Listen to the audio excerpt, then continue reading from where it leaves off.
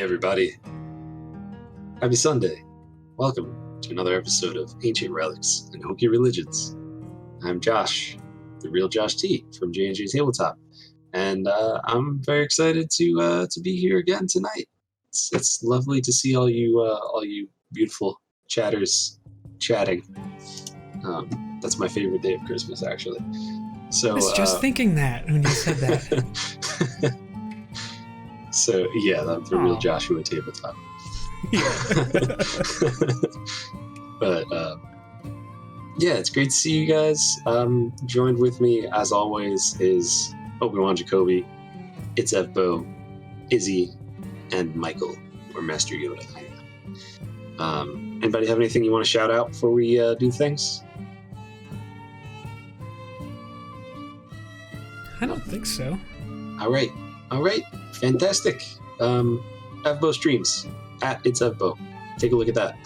And then me and Jake, obviously, we do JnJtabletop, which is basically our little love passion project for the D&D community, and that is basically where me and Jake will talk about certain topics, whether we're explaining something or just talking about some crazy concept we have, or just going over some new things that came out. We did a video 2 weeks ago about the Drake Warden subclass and whatever the heck the monk one was called.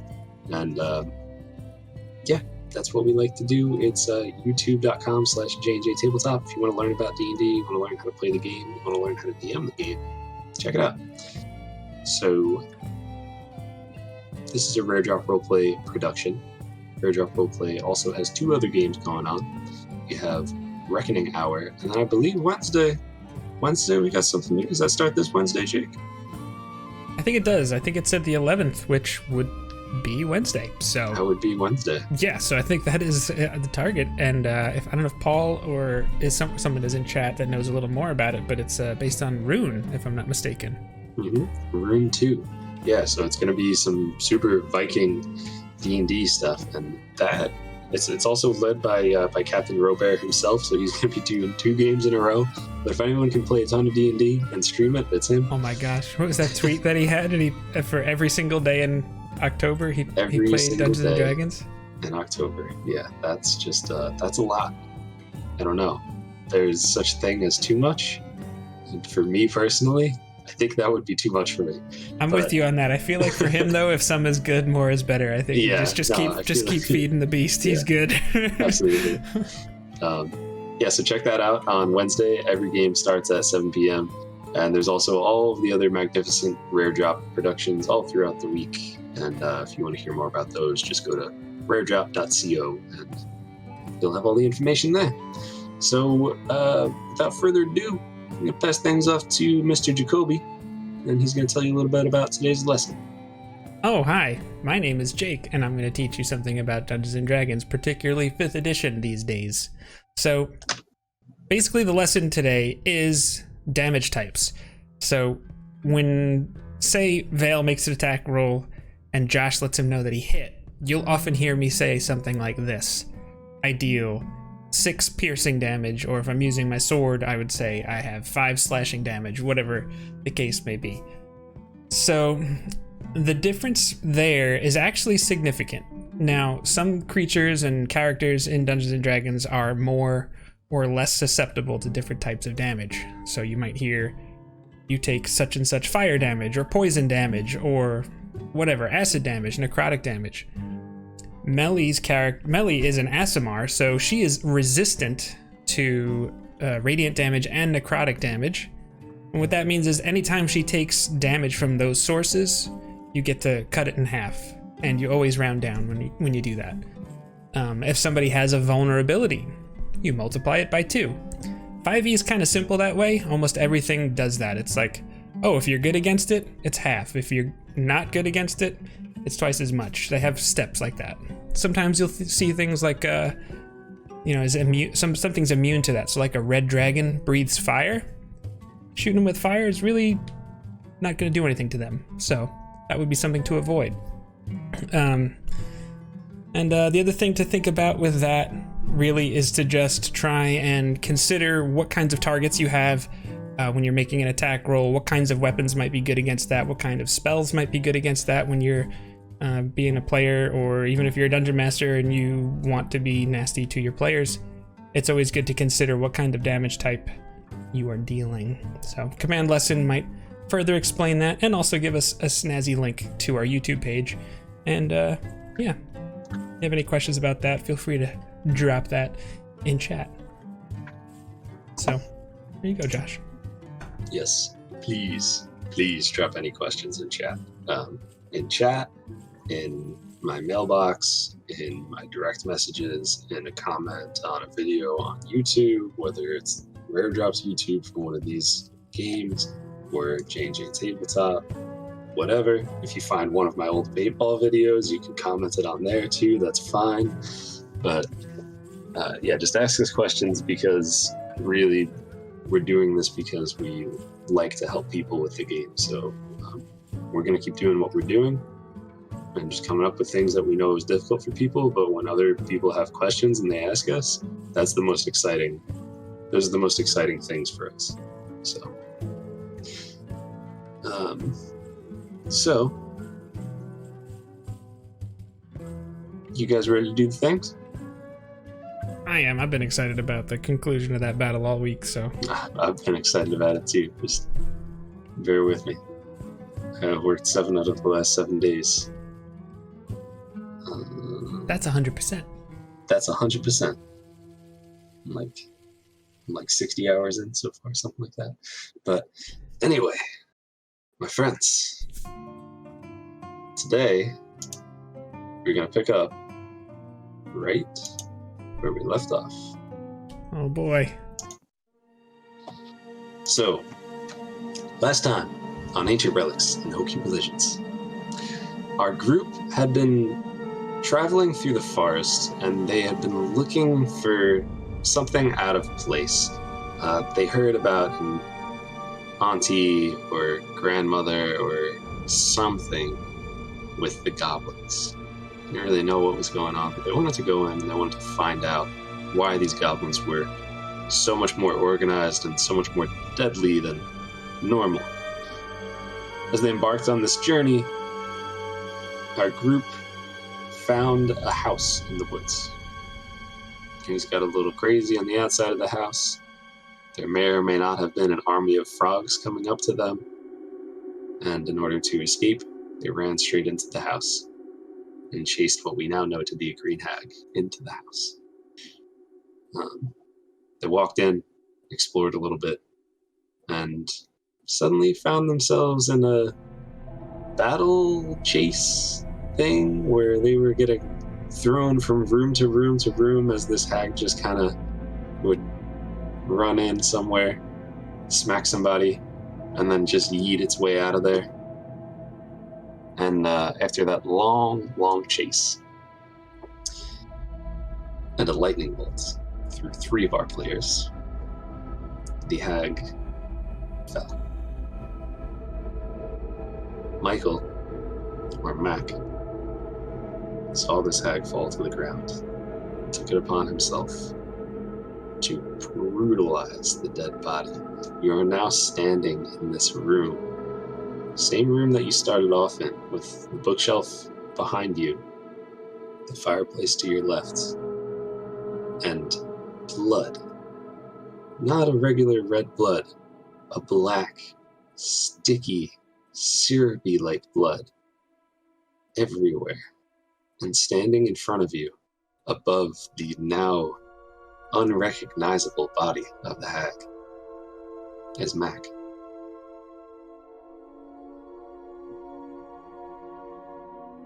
My gods.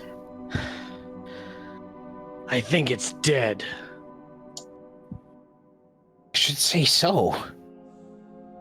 Are you all right? I'm all right.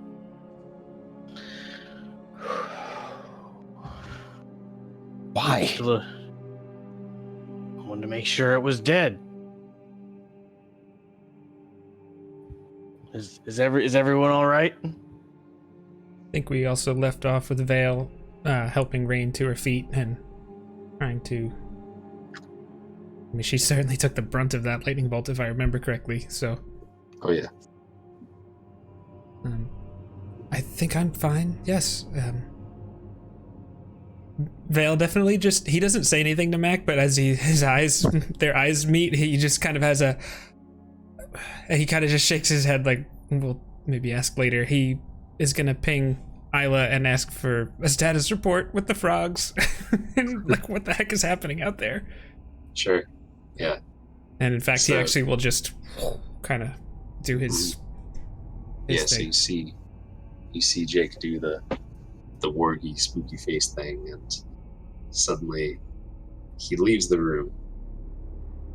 His body's still there, but his consciousness is somewhere else, and Jake Vale sees through Isla's eyes as she swoops around over the trees, goes down, and as she looks through the perimeter of this house, she doesn't see an army of frogs. Doesn't see much of anything. It seems pretty much the way you left it.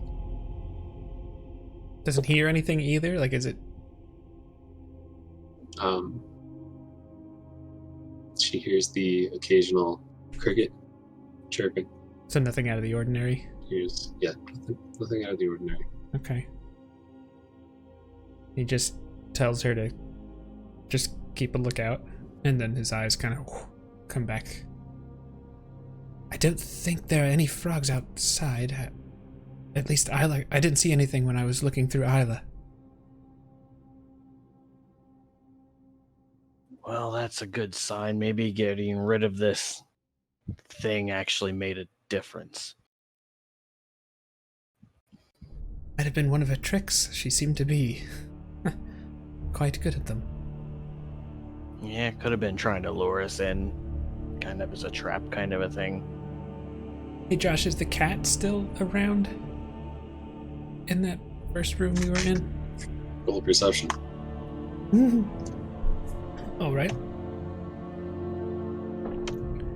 Well, that's not great. I'm also not in the room, so it makes sense.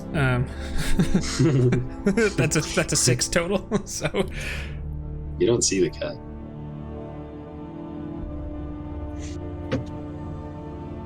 Especially not in the room, but I'm assuming you walk into the room. But, yeah, if there's no time pressure, I would probably just make my way past Mac. Okay. Trying not to touch him, like, you know. Yeah, you do your best to try to step over the gore, but there's still a little like. Yeah. As you just Okay. step on some Yeah. nastiness. And So nasty. when you pick your foot up off the ground, there's just like a little trail, like almost like a mucus little trail, but blood and guts. Yeah, like Dragon Age gore to the 10th power. Mm-hmm. Okay. But yeah, you don't see the cat. Maybe she was a familiar, like Isla. Weren't there 2 of those wargs in... And There was. he puts his bow I and takes told his them sword out. to stay, but I don't know. I think one of them might have listened, but I don't know how long it'll listen. Vale just goes down the hallway, sword and shield out, to go around the corner and see if he could find where the warg is. Sure. And if you want to use the map or not. I'm going to follow him. Okay. I think that being said, I'm going to hang out with Rain.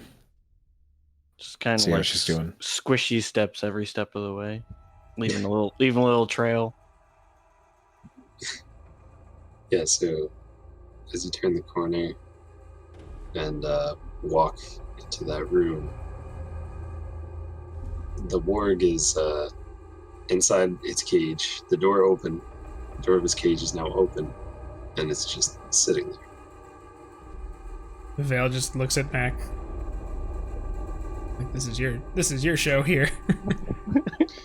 Yeah, Is it like a door that I can just shut, or like? Yeah, you could shut the door if you wanted to. once the warg sees Vale, he's kind of like,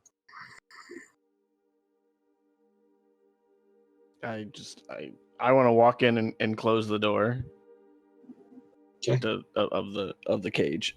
Yeah, just you're able to close it. No problems. The warg just kind of looks at you, turns its head. Is it your magic? And thing I you and do? I say good boy to him. You still have that up, don't you? Yes. Oh my gosh. The warg is like confused, and it's just gonna kind of like give you like a, and then just kind of like lay down, and it's just kind of chilling out, gnawing on one of those human bones on the ground. I get some of the jerky from what is it that we killed earlier? That we dried some of the meat. That was venison. Oh, venison! I tossed a little in there for him. Looks at you. It eyes you the whole time that you're grabbing this this thing out of your pack, and as you put it down in front of him, he kind of walks over.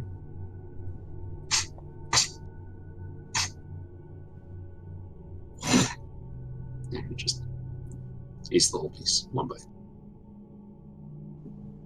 Now it looks back to you, kind of like, Well, we probably should explore this place, but if we do, we need to be careful. I know agree. there was one of the rooms that Rain ran into that there was traps set up, and I don't know if everything in here was magical that would just dissipate once the hag was killed, or if there still might be some I have no idea. some residual traps. I'd like to look more at that cauldron as well. The Vale's gonna come back around the corner. I don't know Right, what before everybody you- else was doing. before you do that, did Echo want to say anything to Rain, or are you kind of just being there with her? Yeah, no, I think I'll talk to her for just a minute. I know I think she was already asked this, but we'll just run it again, I guess. Miss Rain, are you all right? Yes, I'm okay. Thank you. I have never felt such pain from one blow, but I will be okay. Thank you. Well, there are many who have died at less, and I would say that we're very lucky to still have you with us. We are very lucky, all of us, to be alive. And to appear to have succeeded. Though I suppose that remains to be seen. A victory is a victory, even a potentially small one. I killed a big frog. You killed it. You mean It was the little- very big. There was a little frog that Mac killed. Is this what you No, big, much bigger. A lot bigger. Really big frog. Ah. I'll show you. We'll get to it. Very good. Very good. Right. I think that's it. at that moment, Vale and if Mac was with him, Vale and Mac would come around the corner. And Rain would also mention to you before they got within like hearing distance. Is everything okay with Mac? That was disgusting. And unnecessary. Yes. Well, to be honest, Miss Rain, I'm sure that you've seen it, but when it comes to our group, Mac has been the most sort of level-headed of the bunch. I've seen what I thought was his anger before. I have not seen anything like this. I think he'll be okay, but something struck a nerve. I'll speak to him, but I appreciate your concern. Though if you're worried if he's going to be dangerous, I know I can trust him. Okay. Thank you, my little friend. And she doesn't say that as a demeaning way. She says that like almost like, no, I know, almost like endearing. Like, but Echo actually does take that particular one weirdly well.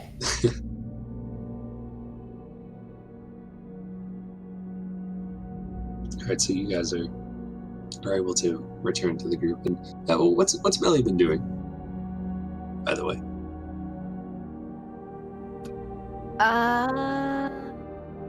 Well, I'm assuming Melly heard everything that was going on, so she would have gone into the hallway and interacted with the group. I'll put her in the hallway. Rain, are you okay? Yes, I'm fine. Thank you.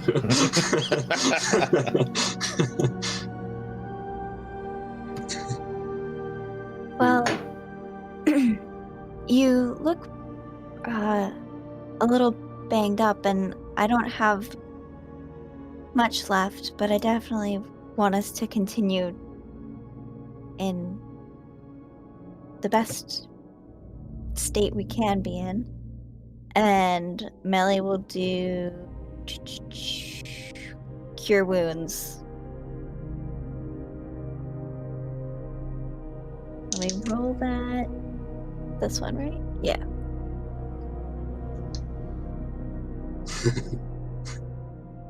Yes, Kelly, that's exactly what happens.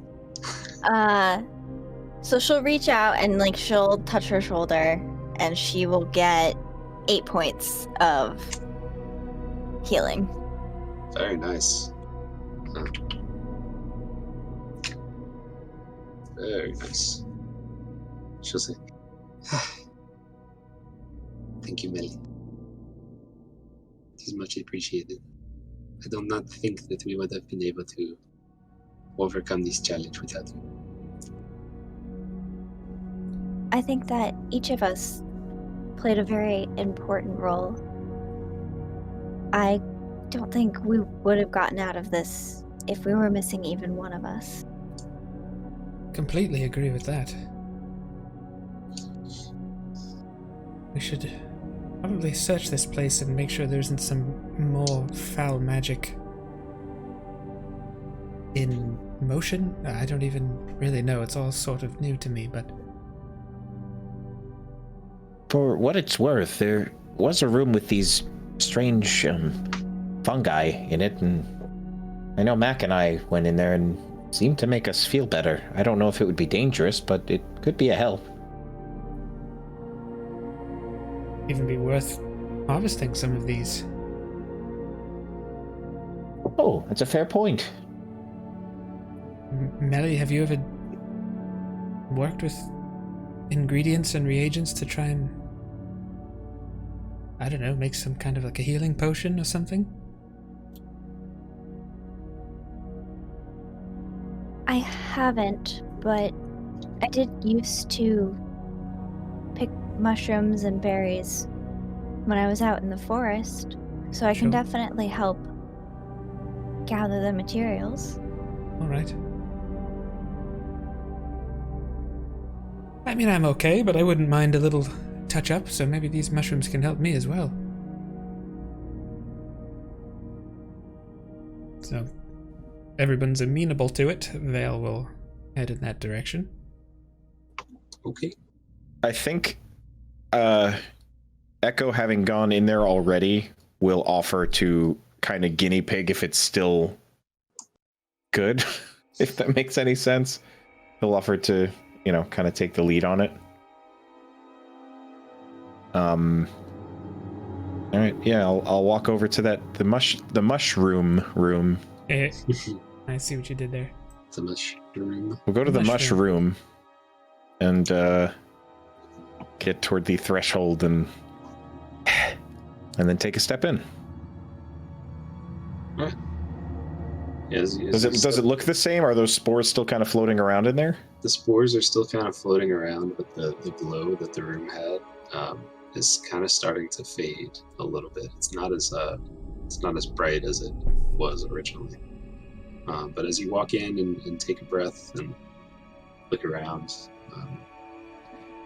you don't seem to gain any benefit from the room, but nothing negative happens as far as you could tell.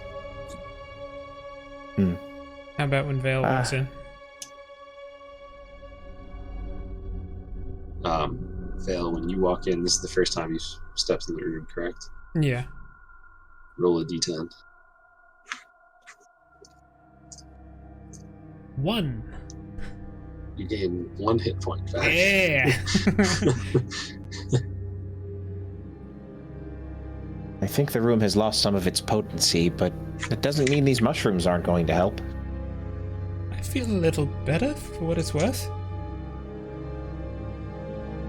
On a scale of about 1 to 30, how much better would you say you felt?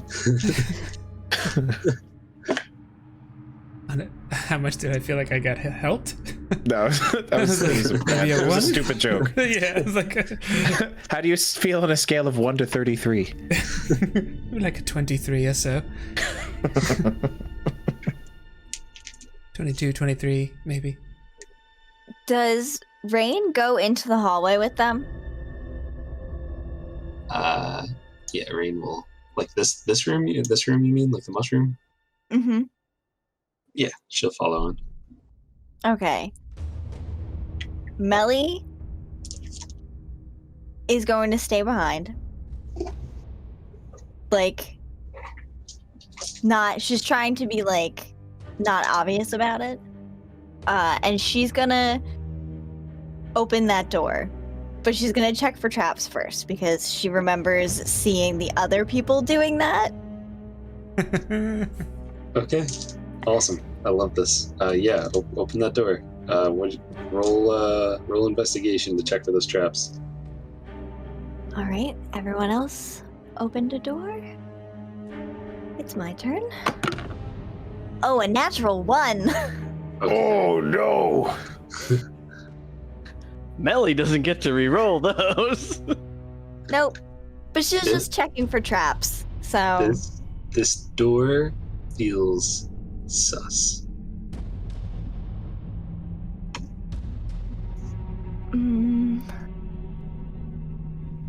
But you're not really sure. You know, like you've never really looked for traps before. What does a trap look like? What does a trap door look like?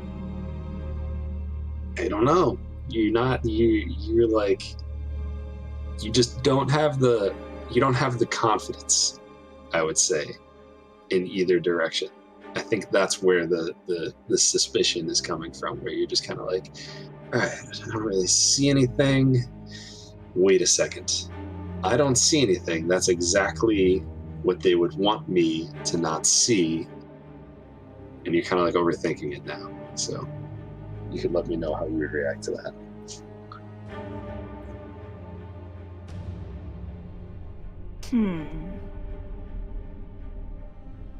She's gonna try and do like the things that she's seen like Mac do. And then she's gonna open the door. Okay.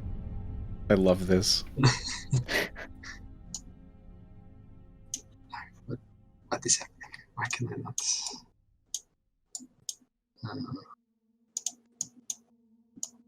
Alright.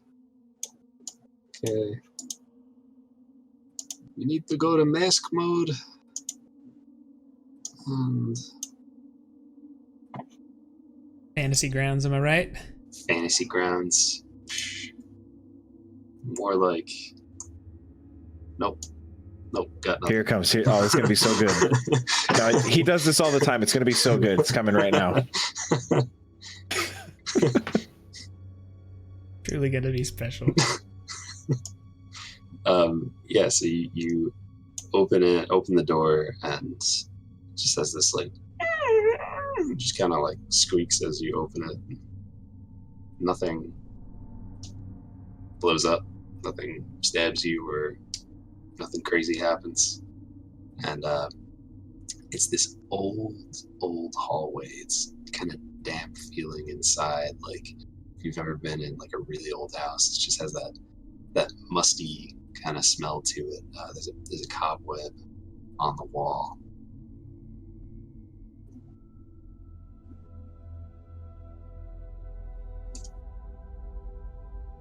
I have definitely learned a lot from Mac. Melly's gonna peek her head around the corner. Yes, peek your head around the corner.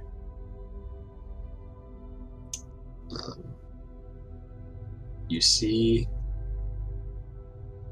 just that the hallway continues down, and then the cobwebs continue, and there's like a section at the end that like there's some wooden bars like put up there. They're kind of like, some of them are half fallen over. It almost looks like someone tried to block this off so that nobody could get through into it.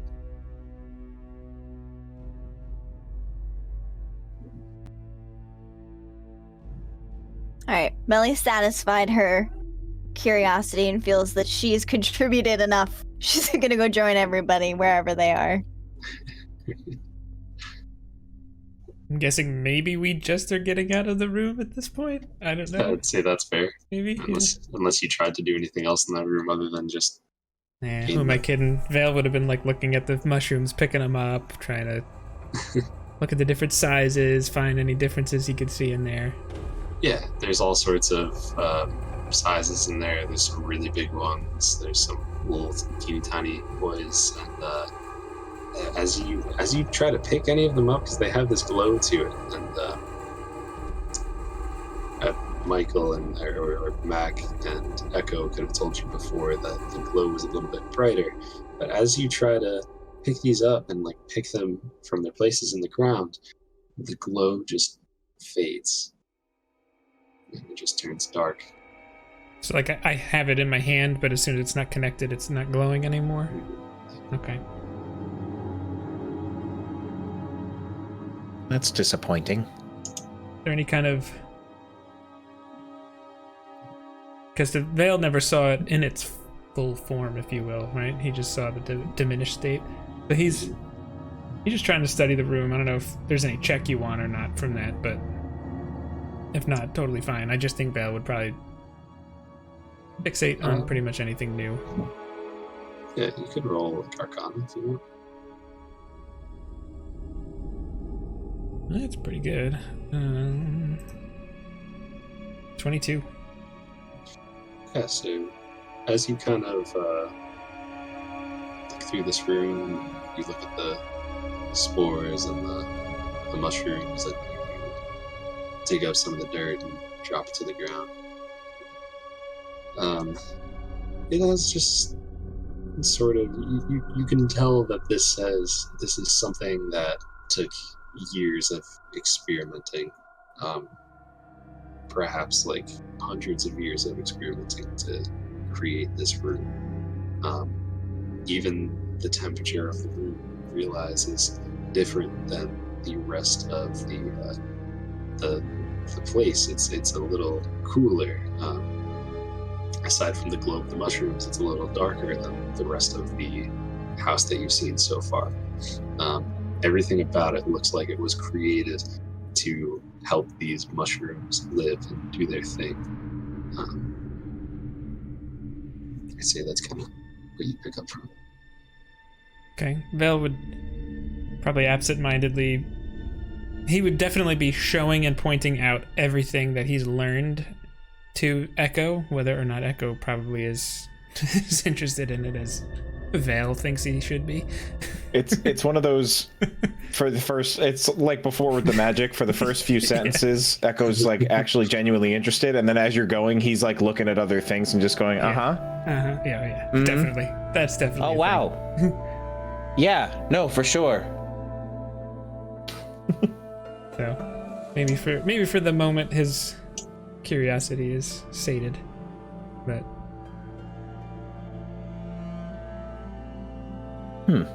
didn't Melly say she was Melly?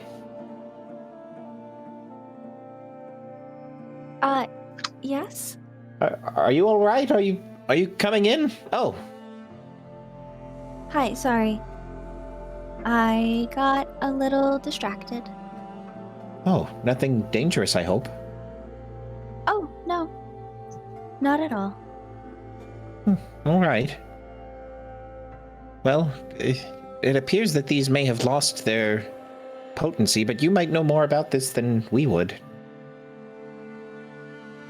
Do I recognize anything about these mushrooms? Do they look familiar? Have I read about them, heard about them? You could also roll Arcana. Vale would so be showing her anything as soon as she shows an interest in it. That's for sure. Okay. 11. Yeah, Val kind of fills you in on most of it. And as he's like kind of like nerding out and showing you all the things that he's noticed, you're kind of like, oh, okay, yeah, I see that. All right, yeah. I kind of, and like you're picking up on it faster than he's explaining it to you, but he'll still explain it to you. I assume, right? 100%. Yeah. Okay. Yeah, no, he is loving. He's all the mansplaining these mushrooms. things. But he'll mansplain to anybody.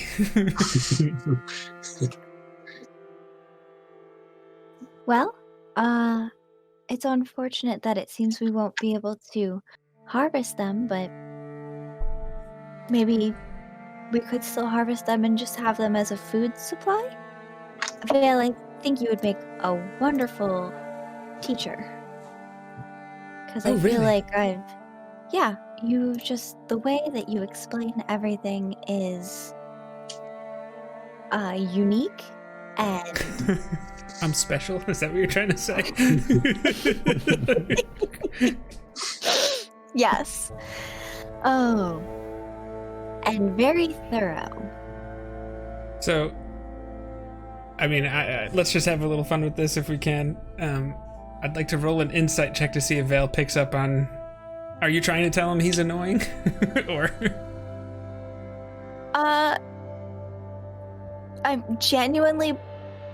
Melly genuinely believes that he would make a good teacher. Yeah. Just maybe for someone who's like slightly younger. Okay. Who like doesn't have any experience with like mushrooms and stuff. Yeah, okay. We just for fun. Well. I guess we'll see how I mean, that would be a 16 on his insight. So I'm gonna guess maybe he's thinking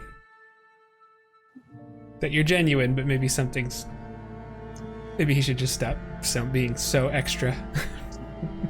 Does that sound like what?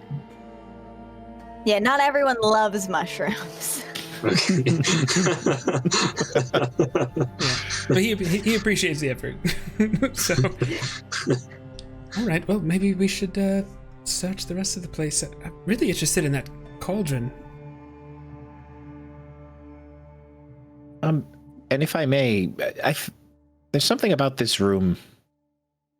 Vale and Melly, you both mentioned that it seems like it must have taken a long time for this room to be the way that it is. Yes. And we tried to pick one, and it seemed to have lost its vitality. Is it weird that I think we should maybe just leave it be? It seems like this is pretty unique. I hadn't considered that. It could be helpful for someone at some point, but I think that any interference we sort of provide here might sort of kill it off. Does that make sense? Seems to be the only good it could do. Otherwise, it's just a pile of mushrooms, huh? Just looking around. I agree. I think anything that isn't doing harm, it doesn't hurt to leave. Agreed. Well, soup's on, I guess. Yeah, I mean, Shall we go take a look at this? I want to search this entire thing, like top to bottom. All right. Where do you start? I'm gonna head up to the frog room, and if this green goo is still there, I'm gonna try to collect a couple vials of it for my poisoner's kit to possibly try to make a poison out of it in the future. Okay. All right. Yeah. So we'll say how many vials would you say that you have on you? Empty vials. I don't know. I would think the kit itself probably has some. I know that I've used 2 of the 4 that I had, so I should have 2 empty vials from that at least, and that's if I didn't have more than 4 vials in the kit to begin with. All right. So let's say 6 total, and you have 4 left. Is that fair? Okay. Yeah. Well, why don't you roll me?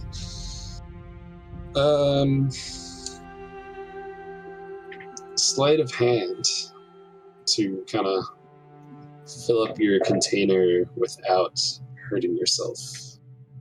Now, since I have proficiency with the poisoner's kit, would I get a +2 to that on top of the sleight of hand, or just straight sleight of hand? Basically, I could let you roll a dex check with proficiency. So Okay. that would be the poisoner's kit. Which is the same as my sleight of hand. So. And I get to re-roll those. That's an L1. Oh my god. Jeez. All right. How many 21. times have we heard that? 21? Yeah. Way too often. That I can't believe there's been that many nat ones between me and Echo. Nice Crazy. feature. Very nice feature. Yes. How many vials were you planning on filling? I was planning on filling 2. Yeah. Just because I don't know much about it. I don't know exactly how strong it was. I mean, obviously, I'm probably going to try to refine it, but still, like, I just was going to try to collect 2. With the poisoner's kit, I'd say yeah, you're able to do that. No problem. Okay. And that's all I wanted to do up here. I mean, is there a safe... Well, I feel like there's really no point in trying to search the frog.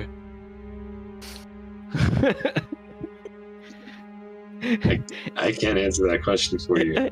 I feel like it's not worth it because there's poison all around it, and I don't want to. I don't want to be in the poison trying to search the frog, so I'm gonna leave the room. If somebody else chooses to go for it, they can. All right. Does anybody else choose to go for it? No, but Melly was watching Mac. Watching him just being like, huh, what's he doing over there? And that is a big frog. Yes, it is. I told you.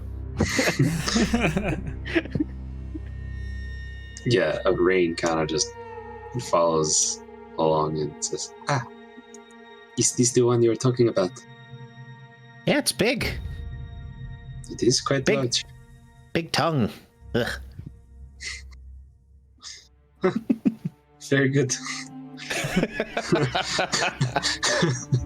I love it. Are we all kind of over there at this point then? If Vel was by himself, it sounds like he we would took have a little gone bit of there. a field trip. Yeah, Vel would have gone there if everyone did.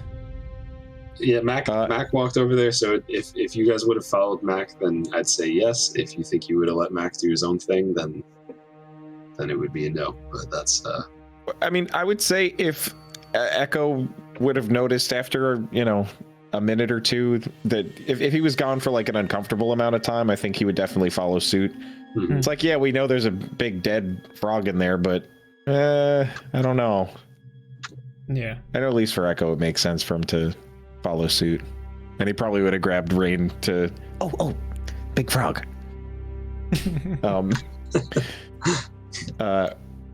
But yeah, if you're done in that room, I think I don't want to take us too far off task, but I point to the little hole in the wall on the way and say, it's the nuts room. I remember because it's next to the big frog. It's a room full of nuts. Did Did you say nuts? Yeah, a big pile of nuts. The whole corner of the room is nuts. I think there's something else in there, but I didn't get to look because everyone was sort of dying. And this is too big to notice? Or I'm sorry, is Vale too big to be able to fit through this hole? Yeah, Okay. you're a little too big to be able to fit. Mac I'll take your and word for it. Echo would be able to fit no problem.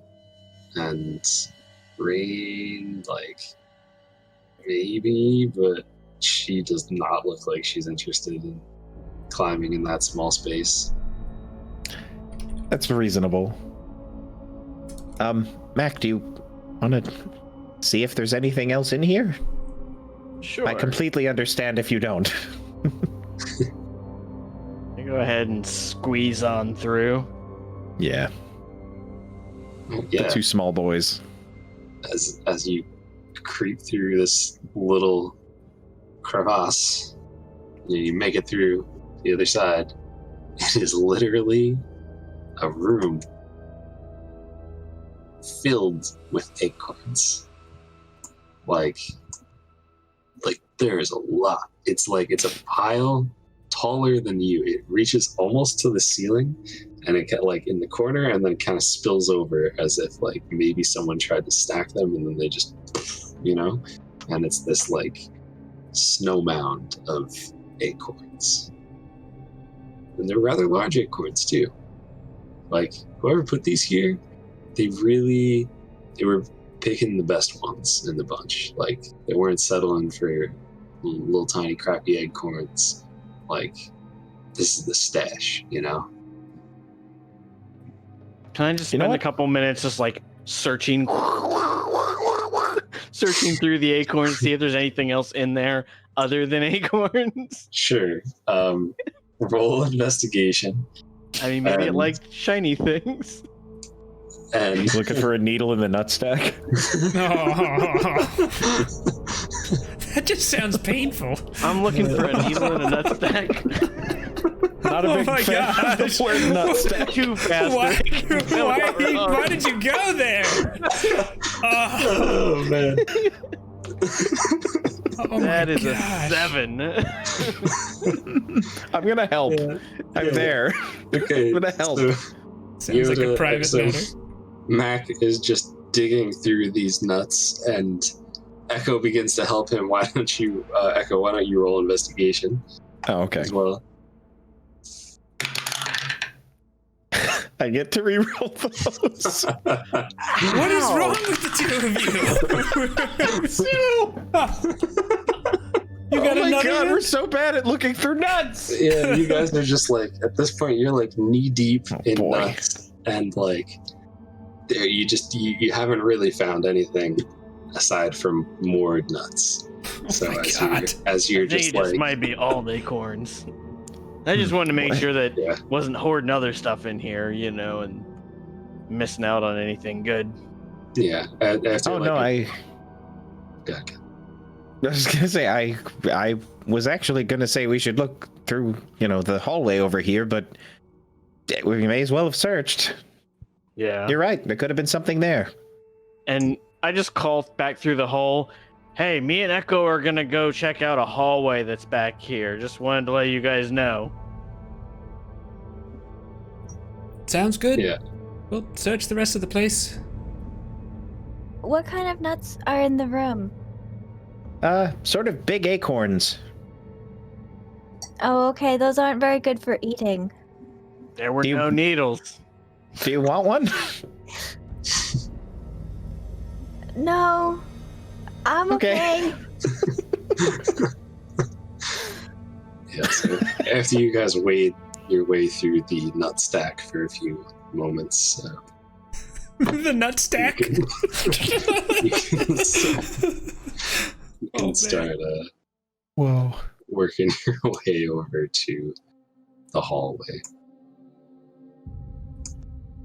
I know they're both very steady on their feet, but I definitely was having like visions of like the marble scenes where like people are like tripping over the marbles because With how low we rolled, I wouldn't have been surprised if that was us, like falling all over. Fall and break your neck. It's the worst character loss in the history of D&D. Use those ball bearings. Tripped and fell on a nut stack. It sounds like a bad grave ornament that someone would have in their front yard for Halloween. Here lies Zach, tripped and fell on a nut stack. Yeah, something like that. Exactly. Exactly. Oh man. And as we're going down this hallway, I do want to be kind of cognizant of traps and anything of that nature, if possible. Okay. Good call. Yeah. So why don't you roll me perception? And yeah, as you guys kind of just walk through this corner, you get around, and it's a long, long hallway. What'd you get on that perception roll? A 9. Echo, what's your passive perception? 13. So you almost get the feeling like this is going around, like all of these side rooms that you guys have been in, like you're walking on the other side of the wall and just kind of passing through there. Like there's almost like some sort of like secret passage or something that you're going through. Directly in front of you, you see like a glow coming from under the floorboards. Kind of is reminiscent of like the mushroom room.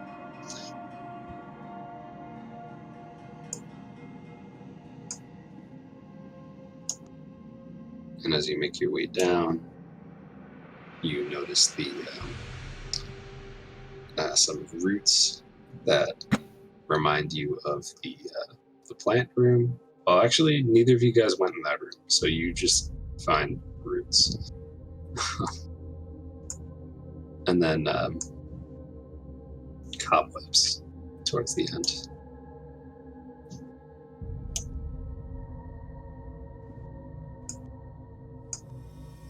You see that the hallway continues down even further. How thick are these cobwebs? In the beginning, like, not so thick, like here and there. As you get deeper in, like, there's more and more of them.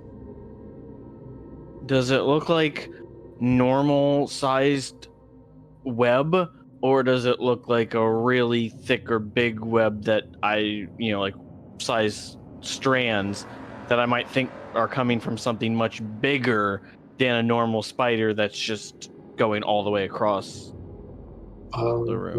Why don't you roll investigation for me?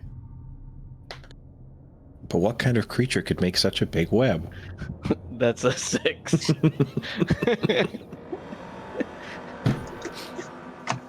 I feel like I've heard this before. A very large spider.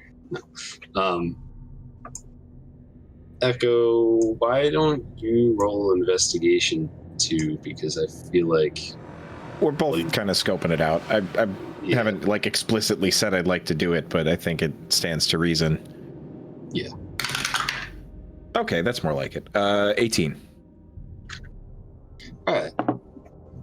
So, as you're looking through, like, the webs themselves look like normal webs. It looks like just anything you'd see from a spider. It's still thin, still strong, and it's just typical spider webs. But the sheer amount of it, not what you would see from your average like house spider. This is like there's a lot, and the only thing that would make this much webs be a very large spider. Mac, I think I know where the big spiders have been coming from. We should probably get back to the others. I don't think we should keep going this way. I don't think I'm in I don't think I'm in any kind of shape to be facing off against some huge spiders like that at the moment. No, I think you're sticky enough right now. All right. From the blood. So. Anyway, we should go. So Does that mean I not have from nuts the kind nuts of stuck back. on me right now because I had all that and I was digging through? Yeah, Mac was like really sticky as he just kind of dug through the nut stack, and there's some just clinging onto him now, kind of scratching along the floor as you walk until it eventually just falls off.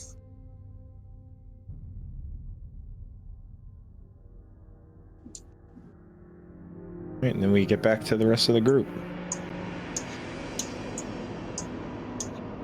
I think for Vale, it looks. I don't know if there are papers up there in the top right corner next to what looks like maybe like a weird looking crab claw or something on that. If there are notes or something like that, he would be very interested in those. Are you like you're kind of just looking through that desk now? Yeah, he would just be mage handing like everything. Okay. Too, so he's not actually touching anything in case it's trapped or whatever. But Sure. And you're starting off with like that table at the top right though, with the papers on it? yeah, he wants to know what's going on with the cauldron, but he's wondering if there's like a recipe or like instructions or whatever they may be, you know. Okay. Yeah. So if you're starting off with the table, I'd say the first thing you would notice is you start to sift through things with your little spectral, ghostly looking hand. That's not a crab claw. It is some sort of massive Venus flytrap type thing. And that does look like humanoid blood on the on its little jagged planty maw. Does it look like it's connected or planted in anything? No. It looks like it's just something being tested. Like it's now dead. It's been ripped from its original plant. Vale pokes it with his mage hand. It just kind of pushes a little bit. Okay. Nothing really happens. And he was just trying to make sense of what's going on with those papers, if there's anything he can read or whatever.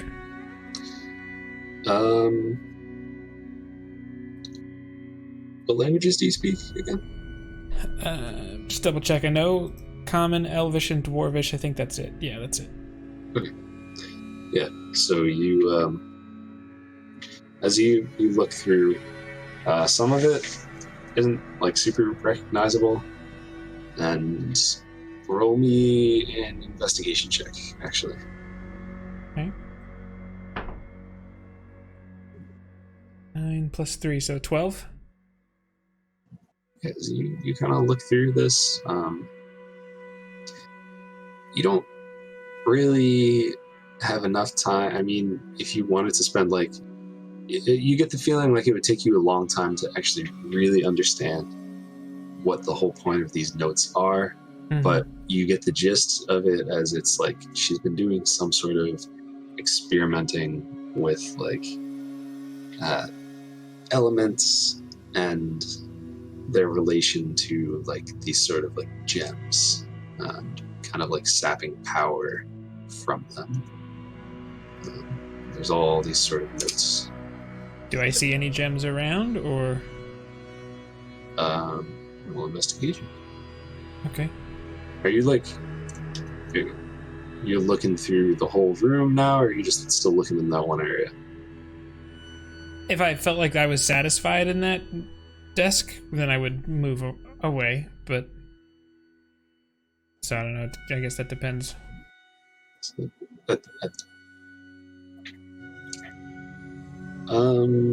Right, yeah, just roll investigation for now. Natural 1. Yeah, For a 4. There's like, you just feel like you're missing something there. Okay. Like, people are moving on to other things, and you're like, no, there's something here, you know? Okay.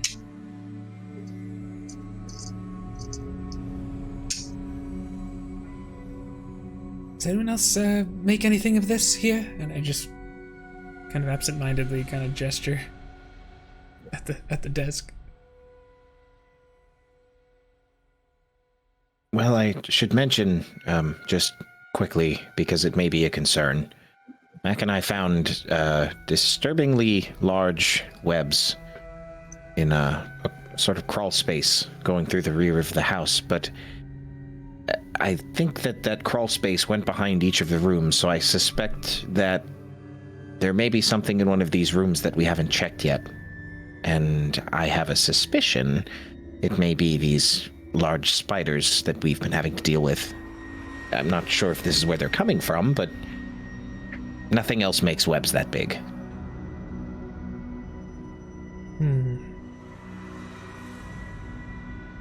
Well, she's been doing some kind of experimentation with elements here, and clearly she doesn't have much respect for life, so probably doing some form of magical mutational something, I would guess.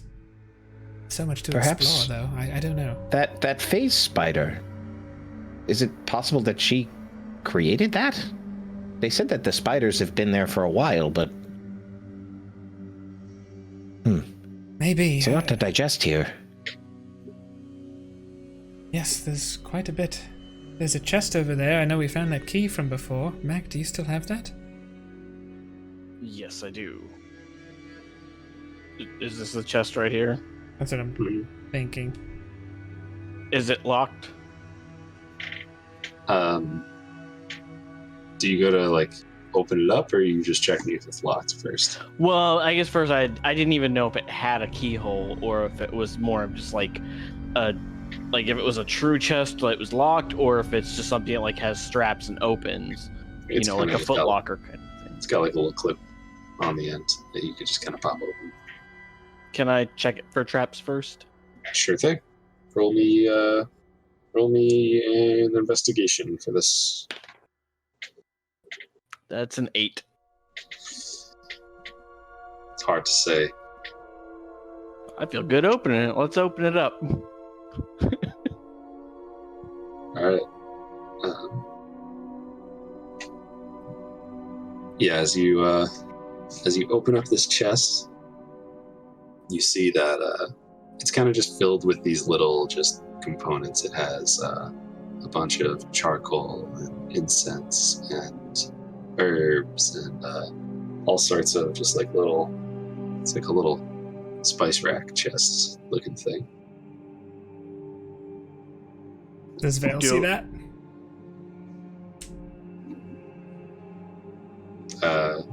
Yeah, unless you're like totally focused on the other thing. Yeah, I'd say you saw that. Vale's like, oh, I can put that to good use. If something happens to Isla, I wouldn't have been able to bring her back or change her form, and I believe this would let me... Is there enough for me to do another casting of Find Familiar? You think there's enough for you to do, like, probably at least one more. Okay. Probably take a little bit for you to actually, like, go through it and really itemize it to make sure, like, exactly how much you have and what you'd be able to do with it, but you think that just at first glance, there's definitely enough for at least a Find Familiar.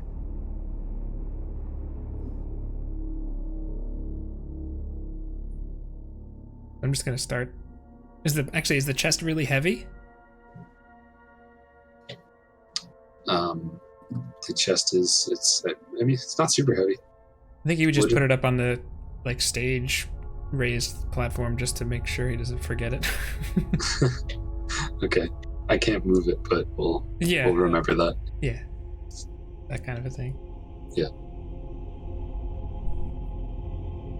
Just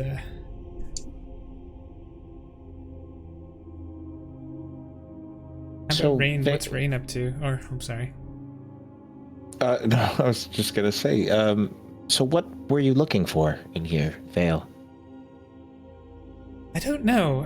I mean, magic is still pretty new for me, and I just figured, and he's just like kind of looking around the room at all the things that seem just interesting and probably clearly magical.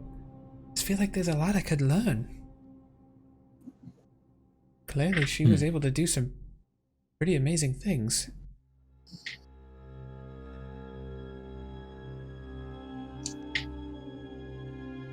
Well, I mean, ingredients right here. I mean, if something were to happen to Isla, I wouldn't have been able to bring her back, but I think I could.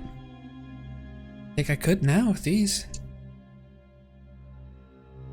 well, I mean, I suppose maybe Melly can help with this. I know she's also gifted with magic. I mean, I'm not great at these sort of things, but I know how to look around. If someone tells me what to look for, I might be able to help.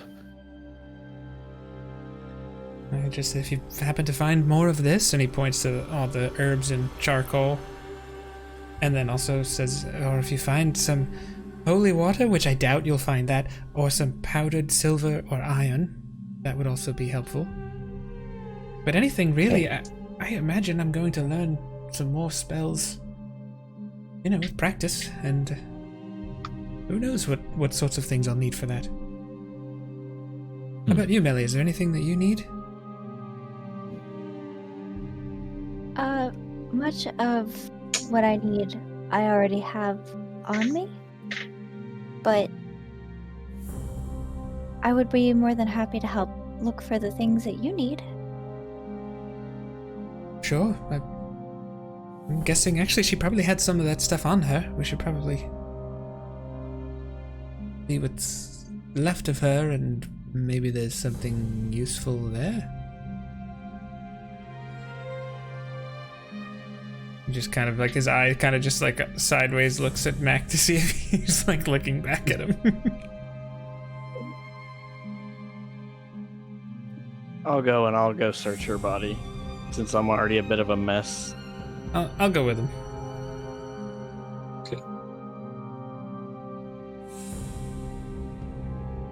Okay. So, everybody else, I guess, are you searching the room? Are you kind of just hanging out? Are you giving them some space? Are you following along?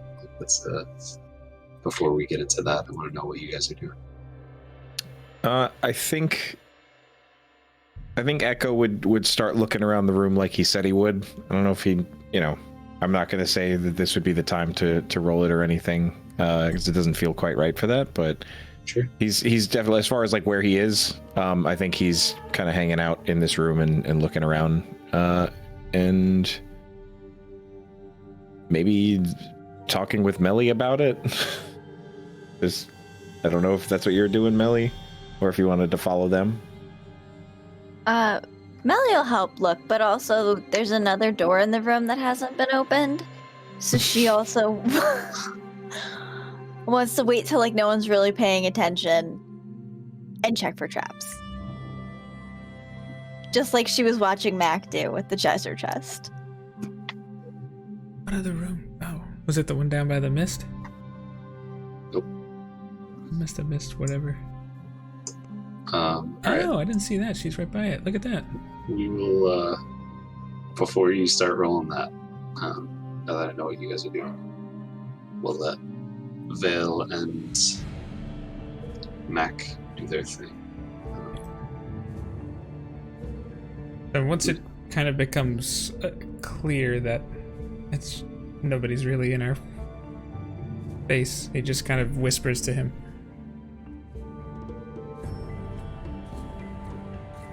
Well,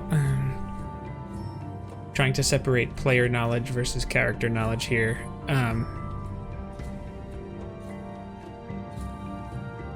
Maybe between the two of you, Josh and Michael, how likely would it be, based on the conversation that Vale overheard and the comments that happened, would he be able to understand or maybe piece together why he might be upset? It sounds like a difficult one, but possible nonetheless. I would say roll for it. That's exactly what I was going to say. Roll an insight check. Insight? Okay. And I would set the DC at 15, if that's okay. That sounds good to me. I rolled a natural 12 plus 3, so... 15, exactly. Okay. How much do you think you would gather? I would say that he would gather that it was the comet. Obviously, he does not know what the amulet does, but he Right. gathers that that's what set me off. Something's up. Yeah. Yeah, that's why I was just, running around just a little bit reckless, and obviously, Okay. went off right at the end. So Mac,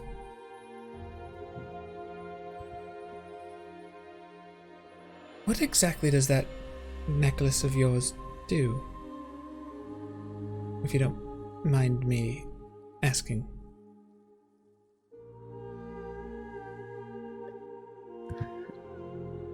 I don't know if you want to say that. I don't know if there should be roles for this or not, but However you want to handle it's fine with me. there is quick annoyance that flashes over my face, and then I gain back the composure of it. Yeah, okay. You're probably watching me pretty hard, so you probably do see it. Okay. I certainly don't mean to pry. I just, that seemed to really it get you keeps there me when she said that. healthy. Okay.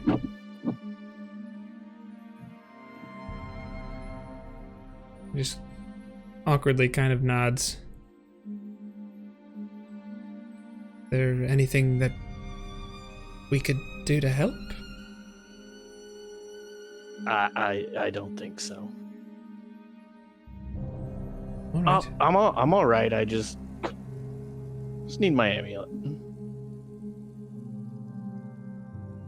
Okay. If you should find yourself with the need to talk, I'm here. I just kind of grunt. And then he just dives You in. Not dives probably in, but he goes to help. you can probably infer that it's probably not the right timing to talk to me about this. Yeah, not no, so much that I'm not angry at you. I'm just not in the mood to not now.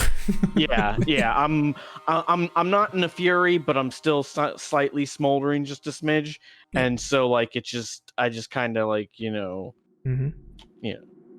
as you can see by the way that I'm just going through the body. Yeah. Even in those times, though, certain messages, if you need to talk, that can still be communicated, and that's he'll back way off, and he's just looking at the guts and stuff now to see if he could find anything of use on this hag. Unless you wanted to react to anything else he did, but. So and this may or may not be a part of it, but did I see that the lightning came out of her ring? Oh yeah.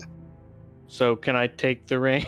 Because I know I did not. I know I was in the hallway, the corner of the hall. That's one thing I would specifically look for. Whatever else Yeah. You can tell me what I find. So you're looking through this mess, and you see separated from the hand, there's a finger on the ground with it's like a silvery platinum, just like a shiny metallic glow to it with this ring. And you see it just on a stray finger that you had chopped off in your rage. You're able to take it if you want it. Yes. Anything else? Roll investigation. Oh man, my rolls have been We terrible. do some. I certainly would be helping or helming or make my own. Well, if you think Vale would be getting his hands dirty and He'd get his mage hand real dirty. Well, yeah, that's what I was gonna say. Are you trying to get in there and do the thing, or are you just trying to be oh, check that out, look in that spot, Mac? What does your helping look like? He would be using his mage hand getting dirty, but he probably would be standing around just looking a little more. All right, so why don't you roll investigation then? Okay. I rolled a 10. Okay. All right, I got a 17. Yeah, as you just kind of look through and dig around on this body, Mac, you don't seem to find anything at first glance aside from that ring and veil. You notice in kind of like a hidden pocket that your mage hand just kind of like, it's kind of, I feel like I see it just like kind of like patting the body and then like hitting something, be like, and then pointing to it and just kind of grabs the little thing out. And it's just a little baggie filled with just some sort of dusted powder.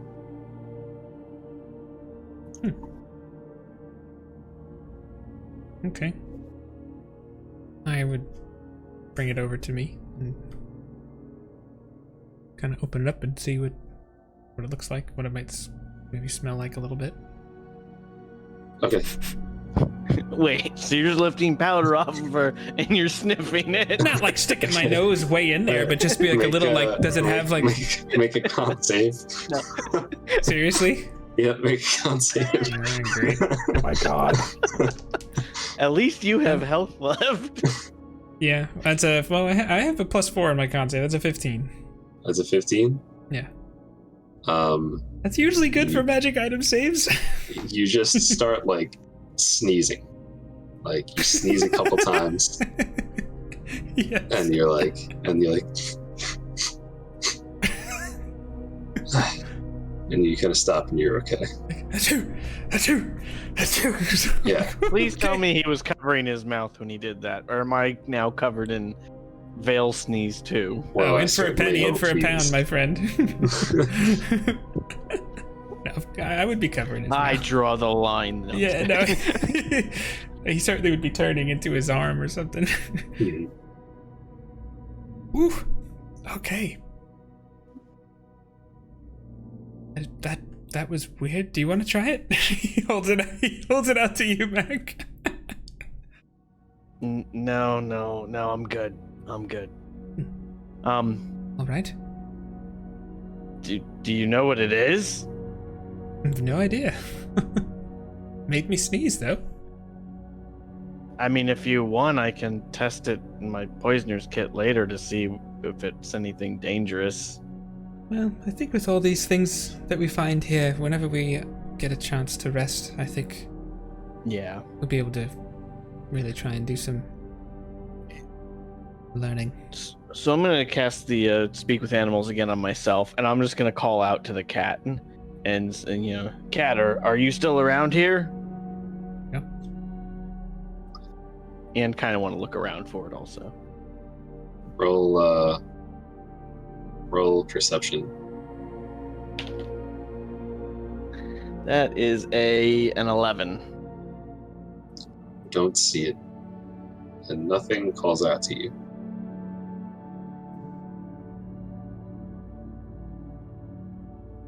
All right. I imagine it sounds like it sounded when you first tried to talk to the cat. This was actually, I would say this was more meowing than it was the hissing originally, because now I'm not angry at the cat or like. But still cat related. Yeah. I suspect that maybe the cat isn't around anymore. Possibly. I think if something were to happen to me, I don't think Isla would still be here. I could be wrong. It's possible. And I really have no evidence that is what she was, but based on everything else we've seen here, I just think... I don't know, I just think that's what she was. I want to walk back into this main room. Before you do so, there's like a quick moment just when Vale is trying to say like, I don't think it's still here. Mac, you just hear, that was messed up, man.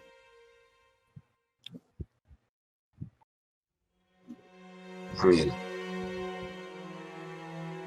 I've had my way with some rats, and some mice and the occasional raccoon out there. Just, I've seen some bloody messes, but what you did in here, that was messed up, man. I had to make sure that she was dead and that it wasn't an illusion. Whatever helps you sleep at night, dude.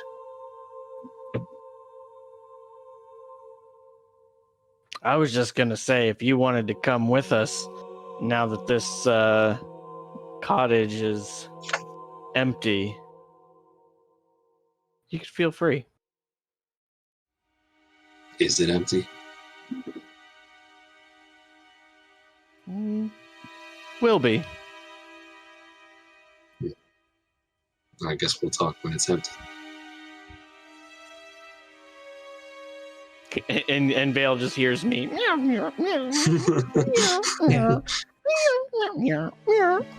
Of course, I could be wrong. It's certainly been known to happen from time to time. Just ask my mother. Anyways, what did the cat say? But just that I really killed her dead. Well, that is true. And I offered for it to come with us. But it actually seemed to possibly indicate that there might be more things here. It is possible. I saw some kind of green mist. Might have been kind of acidic. Made me sort of think maybe something arcane went wrong. Well, and so was that a mist or was that like fluid on the floor? It was like fluid. In that one The green room on one? the left? Mm-hmm. Okay, I misunderstood that. I understood that.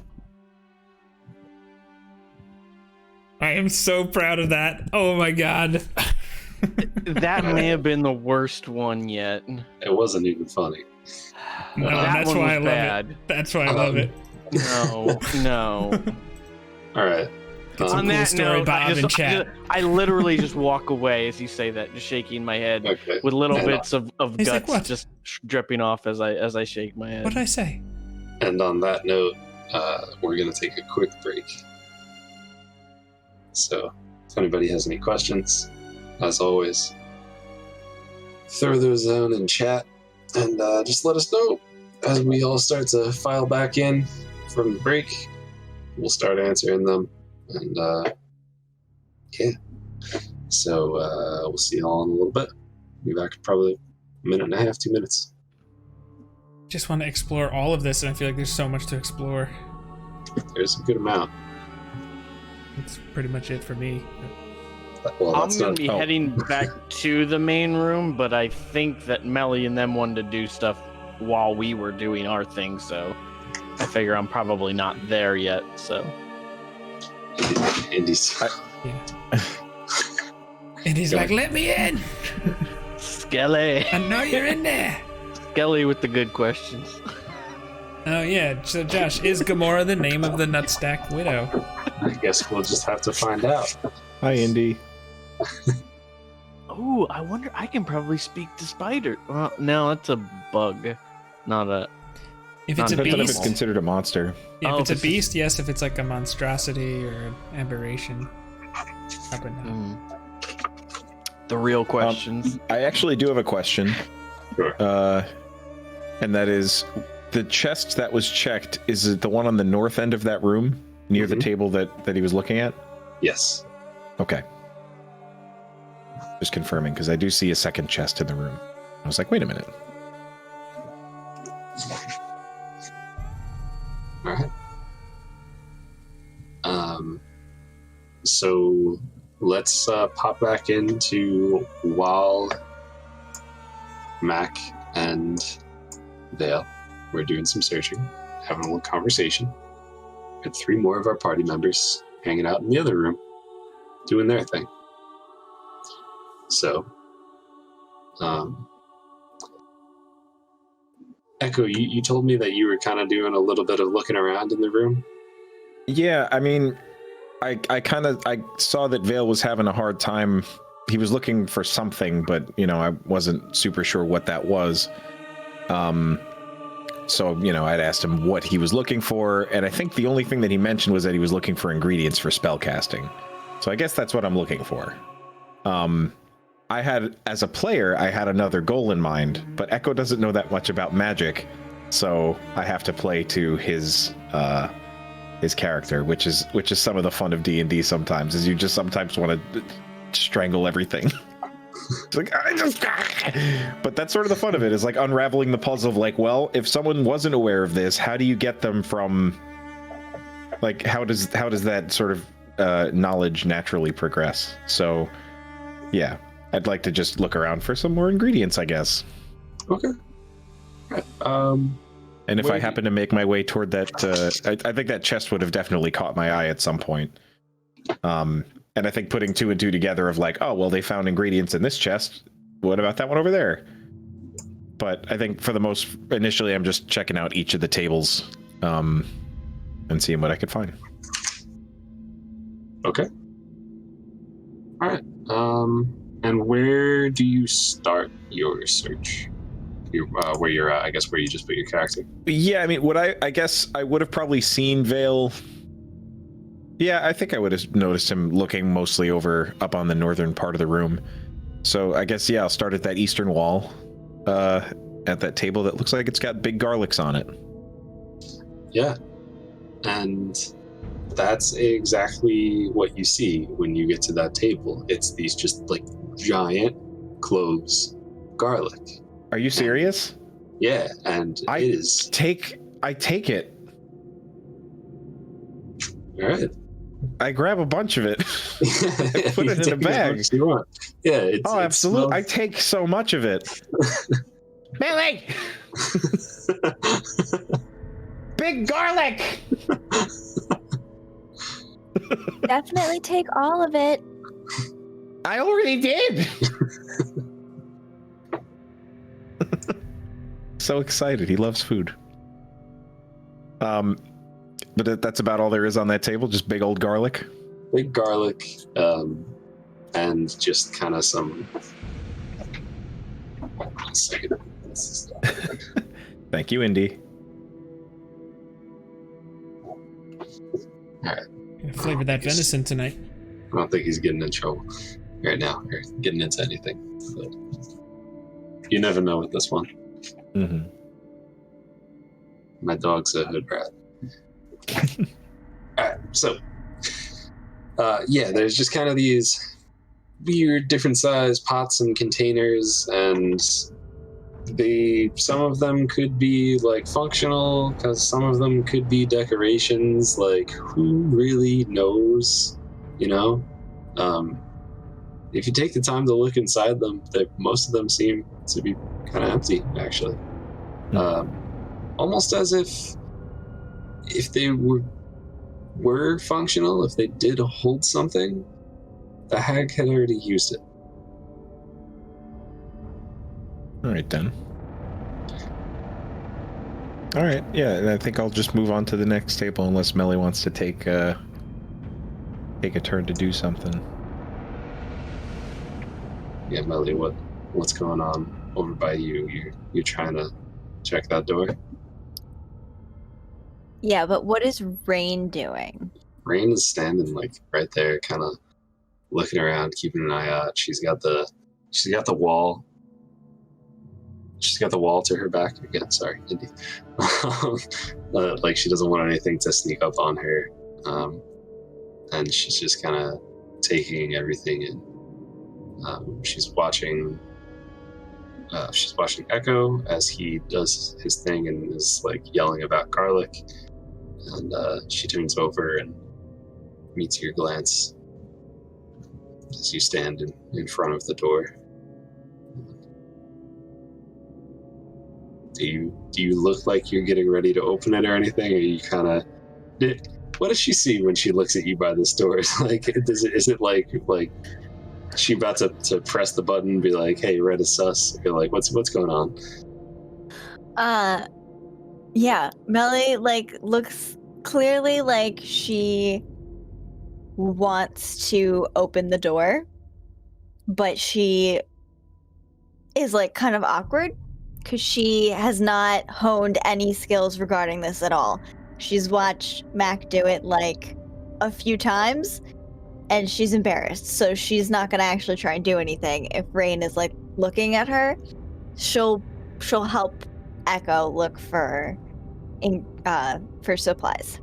Okay, but if it looks like you're about to open that door, Rain's gonna say to you, be very careful.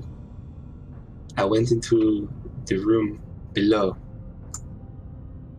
and there's a cloud of glass there. And they all stabbed me at once. Like, just like as if I was being hit by daggers. I turned around and left the room. I did not look further in it. But be very careful. Hold on one second, because I think he's actually doing something he shouldn't be doing, so sorry. Okay.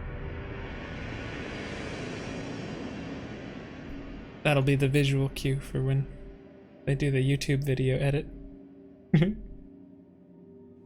Quick, while the DM's away. No. Yeah. Oh man. I have so many thoughts about everything. Like, I want to know what's in that room. I want to know what's in each room. I want to know what's going on in that, like, frog star room and the left. Everything. There's like a hallway down by the ward cages that we didn't explore too. There's a lot to see here. Mm-hmm. It'll be interesting to unpack it. It's so funny. I thought for sure that this session was going to be, we check out the room and then we go about our business. Like, we just sort of check it out and then we're done. Yeah. But this place is enormous and there's so much to unpack. Yeah. Looks like there's mushrooms maybe in the cauldron. With the Could glow. be, yeah.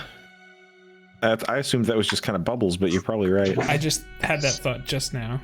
Or it could be that green poisonish stuff. True. Or maybe it's made out of the mushrooms for all we know. I don't even know. Or maybe it's all of the above. You never know. It's very pink. It both heals you from the mushrooms and then poisons you from the slime. For the Turns exact you amount. undead. Delectable tea or deadly poison? What could go wrong?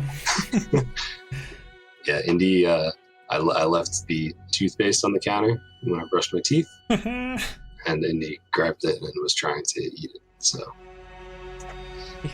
Did you say yeet? well, he was trying to eat it, so I had to eat it. There it is. But, Yes. I'd say I'd stop, so- but I'd be lying. It's okay. He's not gonna stop. No. Can't stop one top. Exactly. We're in too deep at this point. Yeah. But all right, sorry about that, guys. 2 a.m. So, Rain would have just told you and tried to give you this warning of she walked into a room down below, and as soon as she walked in, she just saw glass floating there and got stabbed by it. And she didn't explore the room any further. She literally turned around and walked out. That sounds like it was very unpleasant. I don't worry. I'm not going to open the door. I'm actually going to go help Echo look for materials for Veil. You do not have to go do something else. I just want you to be careful. You're just as capable of opening a door as all of us. Melly's going to blush and then like walk like very stiff-legged away. I love that. All right, so Melly, you're kind of looking around with Echo. Mm-hmm. All right. Yeah. So you see the giant garlic. Oh, wow. Echo. I know. Big garlic. Why? It's like regular garlic, but so much bigger.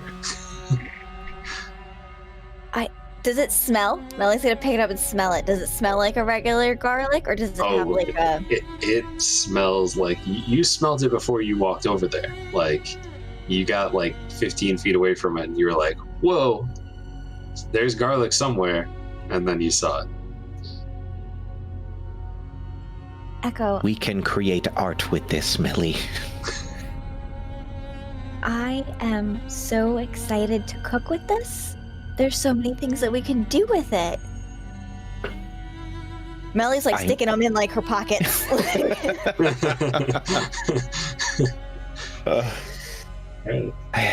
Wonderful. I think we may be getting a little off track. I wish I knew more about magic. Do you think you could? I don't know if you know either, but if we're both looking, I don't know, less chance of us being wrong, I suppose. Yes, and we could always just take most, if not everything, and then anything that isn't useful, we can leave behind. I don't know that there's some things in here I definitely don't need to touch, but we'll take whatever looks touchable and see if it's good. Okay. So Melly will help Echo look for stuff. Okay. Yeah, let's check out that next table there with the ripped off bird wings. Yep. And some pouches. Yeah. And a burlap sack. As you're looking for touchable things, I'd say at this point, Vale and Mac probably walk back in. So you guys could do whatever, and Echo and Melly at that table in front of you. There are these large blue bird wings, and you see that you notice that there's feathers on the floor, and you see that there's almost like a path to from this table to the little stage-like area of just feathers that had fallen off, as if maybe she took something from this bird and threw it in there, or even more disturbing, maybe she pulled those wings out of the cauldron. I don't know. And you also see just some sacks sitting on the like sack pouch like things sitting on the table. Gross. Well, I guess here goes nothing. And I'll reach for one of the pouches with like just just like a thumb and a finger, as daintily as possible. I'll grab one of the pouches. Melly's gonna go, oh wait, Echo, do you want to try maybe poking it with your stick? Well, the little pouch, I think it'll be fine, but that's a good thought, actually. Maybe going forward. This is just like a little like coin pouch sized pouch? Yeah. Or is it? Okay. Yeah, I think with that I'm pretty comfortable with just grabbing it. Okay. Yeah, so you grab it. Feels like there might be something inside. I loosen the top of the pouch. Okay. It Kind of opens up, and it's almost like dark inside. Like you can't really tell what's in there. There's no visible light source in the room, right? You said it's just sort of all illuminated. It's all kind of illuminated, just with like a faint glow, like enough that you'll be able to see without like disadvantage. But actually trying to investigate, like looking inside a bag, it's gonna be really difficult to actually see like what's in there. No, that's fair. It's like abnormally dark, or it's just because of the nature of it being a little pouch? Probably because of the nature of it being a little pouch. Okay. I think what I'll do then is upend it over the table. Just sort of like turn it and kind of gently shake it. Nothing comes out. But it feels like there's something in there. Feels like there might be something in there, yeah. And it didn't sound like something hit the table. Nope, didn't sound like something at the table. hate this. I kind of give Melly a look after I turn the bag upside down and nothing comes out. I just and I say some words in. Okay, actually, here's something interesting. And this is a Izzy question. We are not aware that Melly is celestial, right? That's correct. I'm sorry, Well, no. Azamar. I think. Did she? I want to say it hasn't come up. I think we're all still under the impression that you're just an annoyingly attractive human being. That was the impression I was under Yeah. too. Yeah. I can't remember if I had said that like to the characters, but I know that I said that to like the rest of the world. Yes, I know that we as players are aware that she's an Azamar, but I don't think that the characters are aware of that. Okay, so just curious.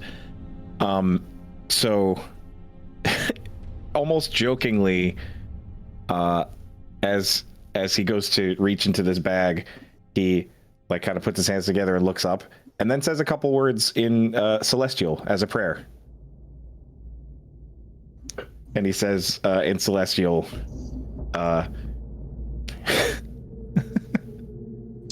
he says, Ayun, great mentor, please don't let whatever lives in here bite off my whole fingers.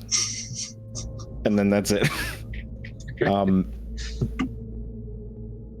And then reaches into the bag and sees if he can feel anything. Melly will stop him. Echo, wait. Hold on.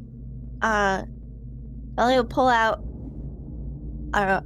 Can we say that she had a small rock in her pocket? Sure. If you think Melly would have carried around a small rock, that's. I'm not going to tell you she wouldn't have it. Okay. So she'll take out the small rock. She'll cast light on it. Here, Echo, why don't you try dropping this into the bag? It seems like you were having some trouble seeing what was inside. Yes, it's just the way it kind of folds together. Yeah, this is a good idea. Let's see if this sheds any light on the situation. That wasn't even funny. And then I take the rock and drop it in. I feel like you hear Vale absent-mindedly chuckle. And you hear Matt go, "Oh no, it's spreading." But yeah, I take this little pebble and drop it into the bag to see if I can see anything any better. Okay, you put it in the bag?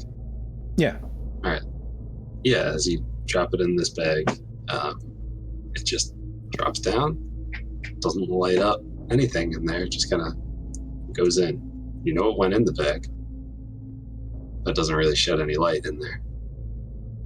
As a player, I think I know what this is, and I love this. I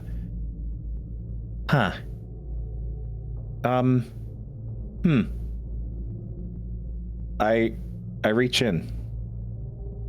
Yeah, your hand just, as far as you'll let it, it just continues to go down, like, more than it should. I look at Melly just, like, wide-eyed. Do I feel anything in there, or is it just nothing?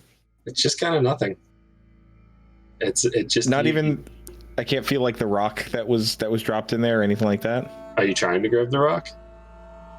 I'm trying to feel around and see if there is anything, but at that point I would be like, well, where's that rock? Like there's nothing. I felt something in here. Yeah, you feel the rock in your hand. And I feel around for anything. I guess I feel around for like maybe coins or something.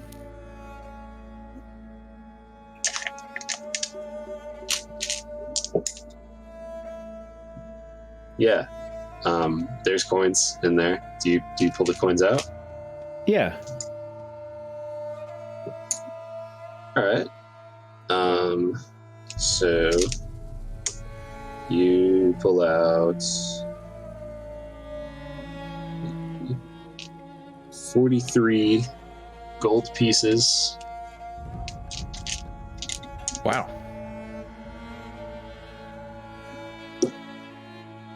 7 platinum pieces. Wow! Holy smokes! 12 copper pieces. Oh my gosh. And 1 familiar coin. It's one of those ancient looking coins? One of those ancient elven looking coins. Okay. There was a word we used for that, but I don't remember what it was. Did we just call it an ancient coin? I think we originally I said electrum, but Yeah. realistically, it's a coin specific to Malaysia. Okay. Maybe I'll just keep track of it on our sheets as electrum, but we'll know what that means. Yeah, that's kind So just to, I apologize if you didn't write it down, but as I counted, 40 gold, 7 platinum, 12 copper, 1 ancient. 43 gold. 43. Okay. My mistake. Is that correct, Jake? Yeah, I wrote 43 gold, 7 platinum, 12 copper, 1 the old elven coins. Do I see Wow. that he's pulling money out of this thing? There it is. If you're paying attention over there, yeah, you see it. Yeah, nah, not really. After the comment that he made, I kind of just have been inspecting the cauldron. Oh, that's even more cool.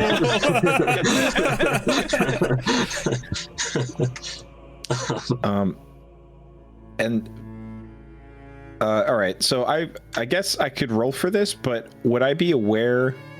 Have I ever heard of anything like this before?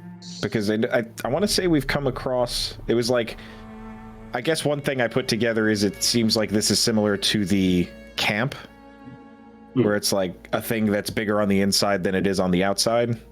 Yeah, but is there like, can I make a roll for this, or is this basically I don't quite get that? Like, am I just doing logic here? Well, logic, I would say, would definitely tell Echo that it is a bag that is bigger on the inside than it is on the outside. And then I'd say you're definitely smart enough to compare it to the campsite. I think I would let you roll either history or arcana. Okay. If you want to see if you've like heard of this type of thing before. Let me just double check. I think I'm better at. I think I'm actually. Oh nope, religion, not history. Okay, so either one would be the same. I think in Echo's mind, history would make more sense because he's thinking of like, is this a thing that I've seen before? If that makes any sense, like something I've heard of, but not in like a magical. Like he's not trying to determine the magic of it. Sure. He's like, is this a thing that I've heard of? Sure, that's fine. There's that Triforce. There's that Triforce I love to see. Yeah. That's a natural 20, opposite baby. of a 1. Yeah. Yeah, you absolutely have heard of this before. This is a bag of holding. And you know this to be a magical type of bag that holds much more on the inside than what it seems it would hold on the outside. It doesn't really add any weight to it, on your person at least, when you put heavy things in there. I mean, you're sure that it can reach capacity at some point, but it's not like it's going to be light when it's empty and heavy when it's full. You know what I mean? Mm-hmm.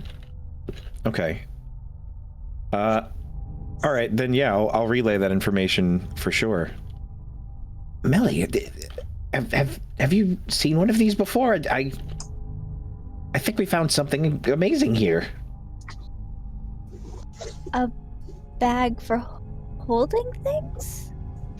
Yes, a bag of holding, I think. It's just, well, look, and I'll take out my my staff, my stick, and I'll just take the end of it and put it in the top of the bag and just whoo. Yep. Drop the whole thing in. Just like a magician, you see Echo grabs this small bag, his long stick takes it and just, the whole thing just disappears in there. I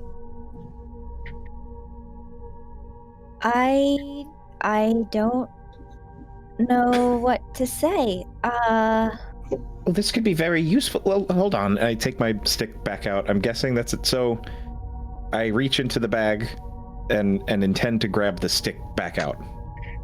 You do. And you I do pull this it out. thing.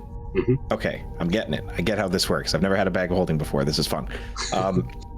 So I take the stick out and put it back on my back, and then I grab a couple pieces of big garlic out of my little pouch that or I guess out of my bag, my backpack, and I just take them out and start putting them in, just piece by piece. All right, sure. These are pretty big. It probably, and look, I just toss it around like, I guess, like the weight of a coin purse, right? Mm-hmm. It's no real weight to it. Wow, this is cool. Yeah, let's, I mean, anything that we don't need to carry, I suppose we could keep in here. We don't need it quick. You've announced this to everybody at this point?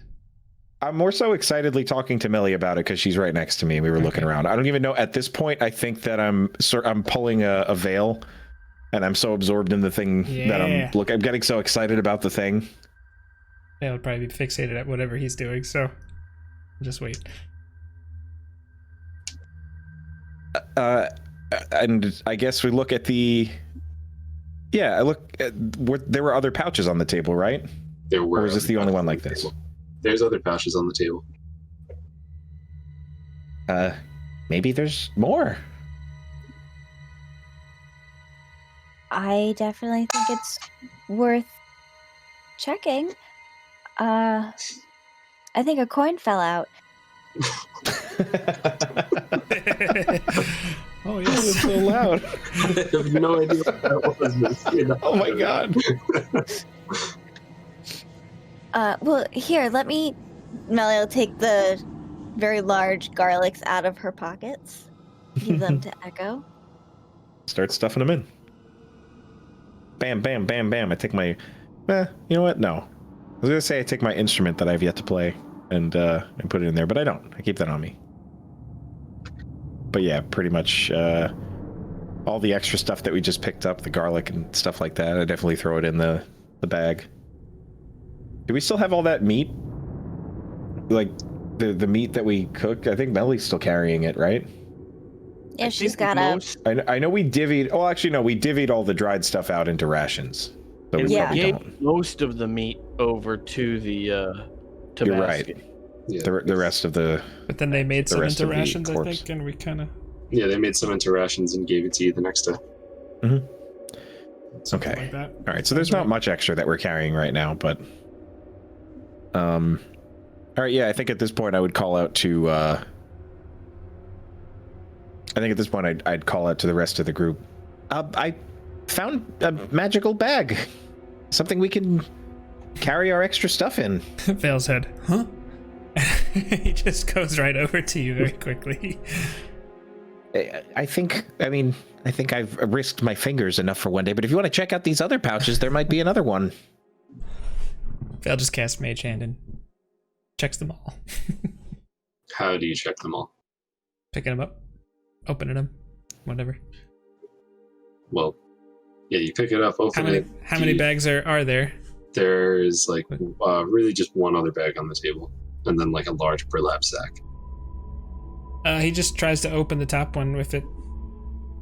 Whatever the other one that looks like it's a smaller bag. He just tries to open it with his mage hand. Yeah, you're able to open it. Picks it up, sees if he can look inside. You does look it have inside. anything in there? You look inside, and there's definitely something in there. There's some weight in it, but you can't get a really good look at what's inside. Kind of the same way Echo wasn't really able to look inside of his. He just rests it on the table and sticks the mage hand in there. Okay. The mage hand goes in and then hits the table. But there's something in there. All right, takes it out. Takes it out. Yeah. Yeah.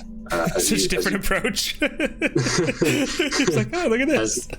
As you pull the mage hand out, slipping between the little like spectral fingers of the mage hand is just like a powdered metallic substance that just kind of goes back in. Does it look like it could be powdered iron and silver like I have? It sure could. Oh, I think this will be very useful. This is what I used to cast that spell on you, Echo. Oh, I see. At least I think so. And he's just kind of looking at it a little more closely. Yeah, Yeah. It seems like that's exactly what it is. After you really get a close look at it. Have to figure out the portioning on how many uses I have of this, but a handful seem to work. Anyways, that's something I'll just trial and error. And he takes the pouch and adds it to his belt or whatever. Let's take a look in this burlap sack, and he opens it up. Are there any more of those pouches? No, it's just the two that were on the table. Oh, okay. I don't feel right keeping this pouch. Yeah, I think at that point Echo would take it and Did he voice that, or he's just thinking that? no, he's thinking it right now, but Okay. I think Echo's gonna look at the pouch for a second and kind of think like, I tend to travel very light. I think someone may make Nelly, I think you might make better use of this than I would.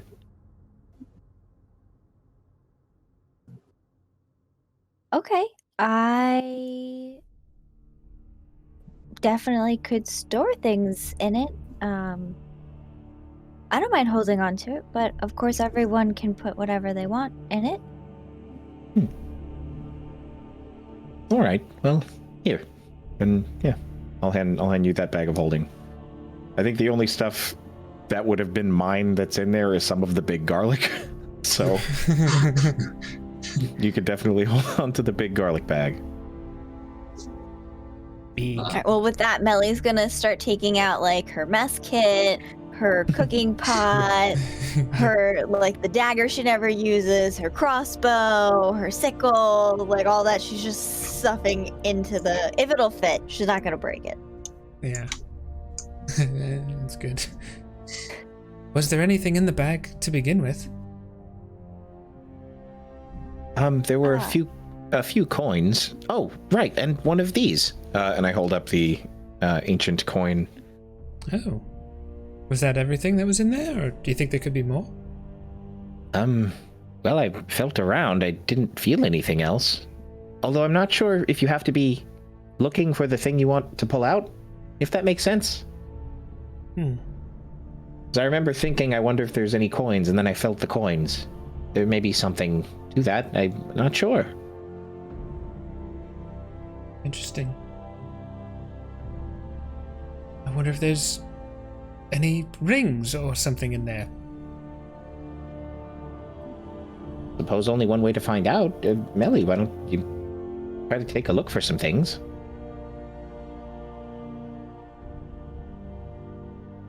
Okay. Melly will put her hand in the bag.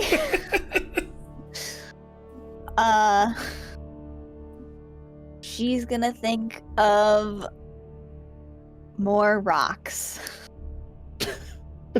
Rocks? Yeah.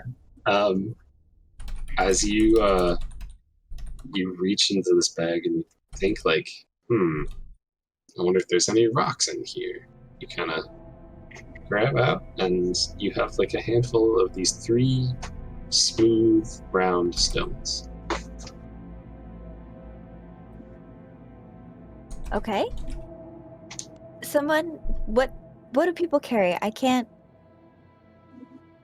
think of what most people carry with them. Okay. Oh, I know. Smelly will think of a arrow. Yeah. So you actually pull out just a bundle of 10 arrows that are kind of wrapped together. It looks very fine. You kind of pull them out. And,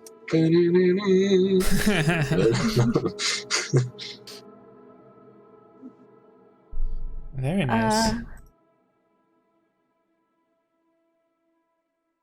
Is there anything else that we should look for? I found rocks. Maybe we could dump it all out at some point. I don't know. Well, I mean, Vale did mention a ring. I guess see if there's a ring in there. I like Astral Shark's idea in chat. Maybe we can find world peace in there. I search for world peace. That was so good. Melia look for rings. Actually, just jewelry in general. Any rings, necklaces. You don't seem to find anything in there. No, it seems to be empty of those things. All right then. Oh. Well, I'm just gonna think of like the vials that Mac was using to harvest the poison. I like that. Maybe potions or something.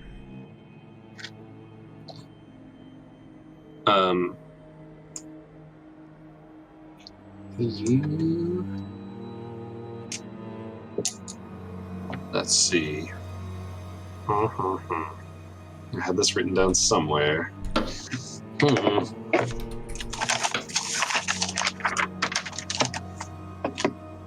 Skelly's already that's fine. Skelly's already thinking like a DM. He's like, you ask for world peace, reach into the bag, and then everything on the planet dies. He's ready to handle his first player's wish spell. That's what I think. Yep.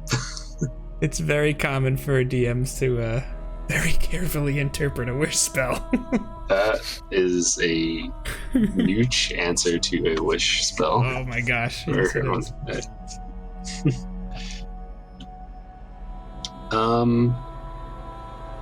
No, you don't find any potions or anything in there, any sort of flasks or containers.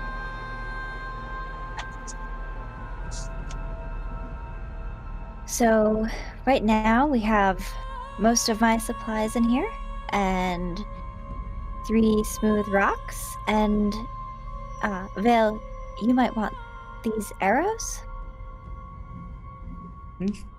Takes them, and then he just looks over to where Rain is at. Do you want some of these too? No. I have everything I need. My bow was made by Owen, the man of the woods.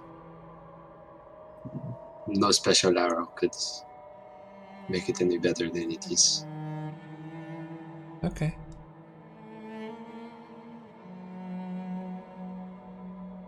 Who's the man of the woods? Is that someone in your tribe?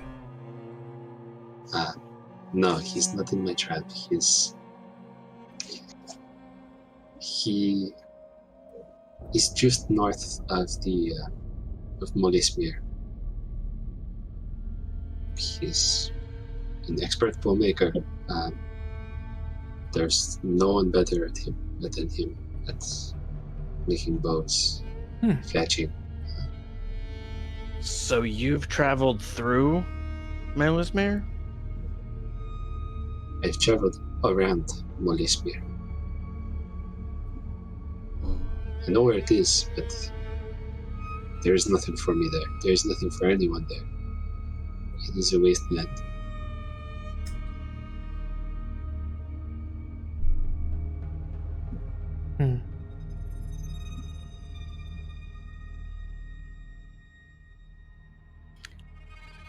That is where we're headed. Or at least once we finish here. So I would like to ask a question about this cauldron. Mm-hmm. Is it bubbling? Is there a fire underneath it? Go ahead. It's bubbling, and there's like a glow underneath it. And as you get close to it, it just radiates this heat, this warmth. Do I smell anything like abnormal off of it? Like, I'm not sticking my head over it, but obviously you can see where I'm standing. I'm right next to it, like inspecting it. I'd say you don't really smell anything abnormal. Just kind of there's no like specific smell that it has. And you said that we can see the smoke going from this, going up through like the chimney. There's right above it. Mm-hmm. Like there's a vent right above it. Okay.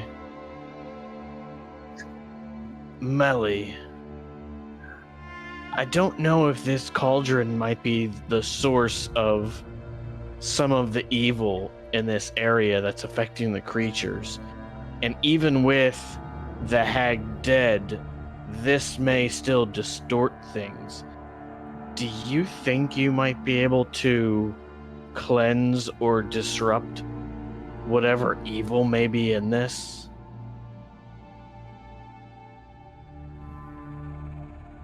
I am not sure, but I would be willing to try.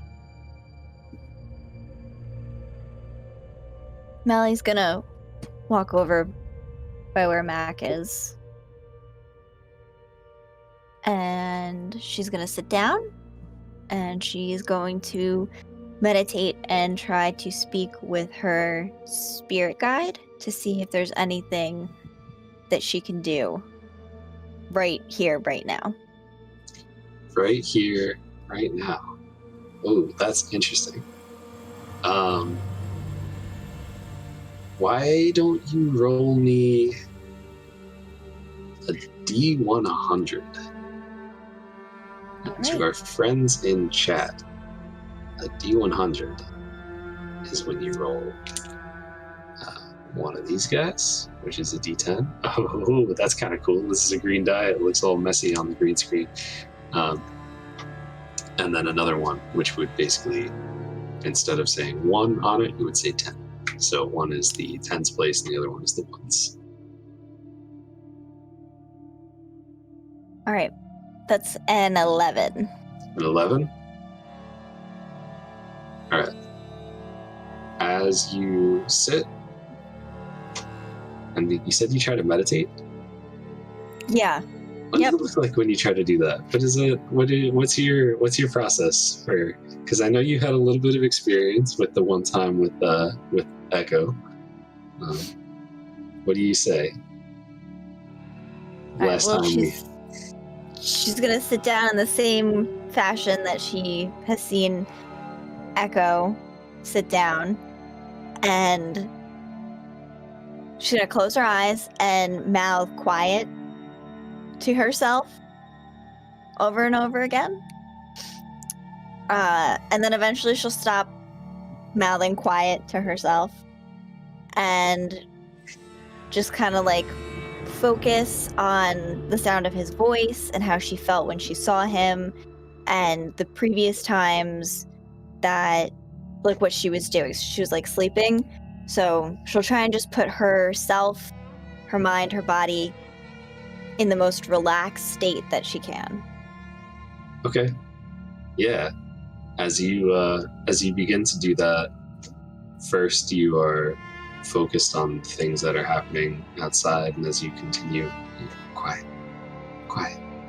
You then, the only thing you hear is the bubbling from the cauldron, and then even that begins to fade out. So you focus on your breathing, and you focus on the thoughts that you had and the things that you were mentioning before. Then with one deep breath, you are just kind of lifted out, and you're still sitting, but just you have this feeling of just like like an out-of-body experience. And as you begin to kind of look around, you see a man kind of just walking around this room, all white clothes, with just a warm glow to him.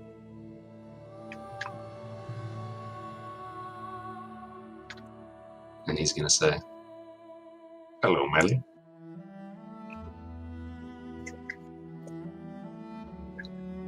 Hi, I am so glad that I was able to reach out and communicate with you. I know we've only ever really spoken when you've reached out to me, but I need your help, and I don't know if there's anything that I can do, but if there is, I was hoping that you could show me.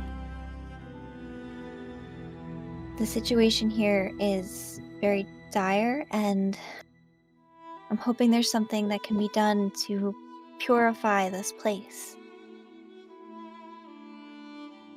Well, Melly, this is a very dark place. And I told you, if you need help, just let me know. I'll get here as soon as I can, when I'm able. What did you have in mind about trying to purify this place?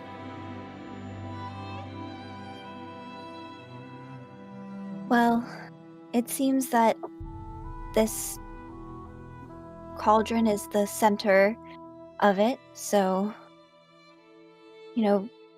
driving out all of the evil that was here, maybe with some sort of purification spell or divinity spell.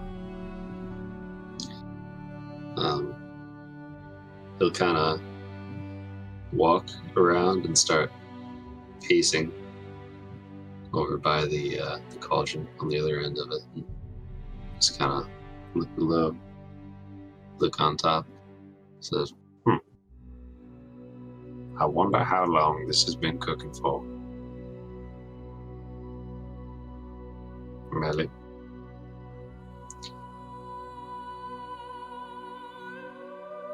If you take away the fuel, the fire goes out. And hopefully get you. And he'll start to walk away.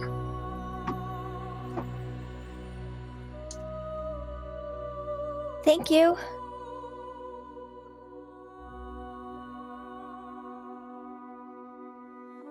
Sorry if I'm not giving you all the answers you want.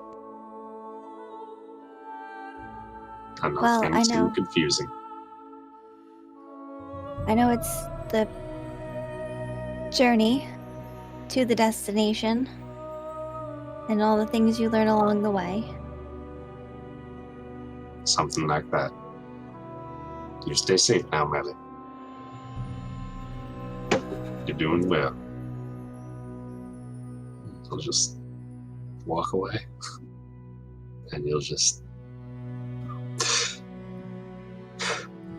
As you exhale, you start to focus and see the room again. You're able to see everything that's happening. What did that look like to us? Did it just seem like she sat down for a moment, or? I actually wanted to ask, is it clear that she was meditating? That's exactly what I was about to say, yeah.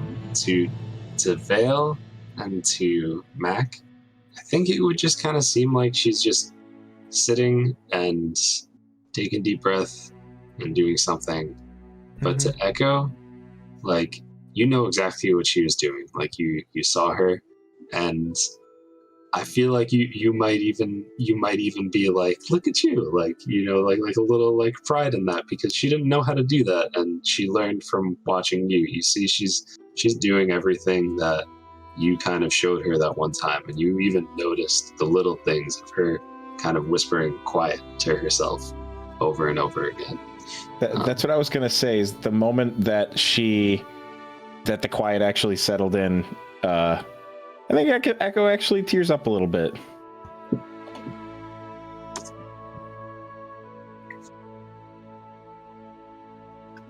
I feel like Mac just kind of assumed that she was beginning the preparations for whatever spell she was going to cast. Like that. I just figured that was, her way of whatever incantation and process that it required. So I was just like, okay, I'll just stand here silently till she's done. I think Vale would just start looking at the whatever paint or rune is on the ground, because he would just be like, I don't know what she's doing.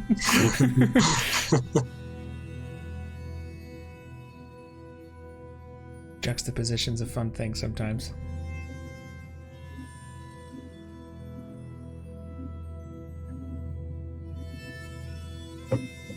And then when I see her starting to like get back up, I'm like, is it done? Did you cleanse it? I think the solution to this particular matter might be a little bit more simpler than that.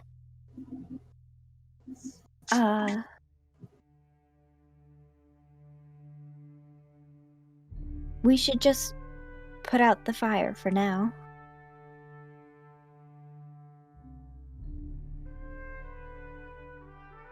Under the pot. I don't know. Do we have any water that we can spare? So you mentioned that it's like a glow underneath. Mm-hmm. So does it look like a fire? What is it that we're seeing? So you kind of get in. Do you like get in close and look underneath it, or like what is? I think Val would be. All right. Yeah. So you look underneath it, and there's a glow. It's weird because it doesn't necessarily feel like it's gonna be like burning underneath it, but definitely like the cauldron itself is very hot. You don't really see a fire underneath it though, just like a glow. Bale's actually going to take his bare hand, and you know how like when you try to touch a coffee pot or a coffee cup and just to see if it's like you kind of just like go like this like to it like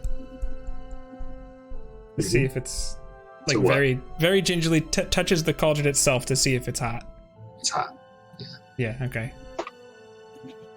Is there anything from the... Does it look like there's this giant pink rune on the ground? Is there something he can discern or know about that? So this thing is huge. And like there's nothing giant underneath it. It's kind of like elevated a little bit so that it's not like sitting on the ground. Like there's like these stands kind of like keeping it, we'll say like a foot off the ground. So it's not just floating, something is physically holding it, yeah. Okay. And I guess I'll take his bare hand and touch the rune itself too. The what? There was no like. There you could see there's a glow coming in from like the middle, like directly underneath it.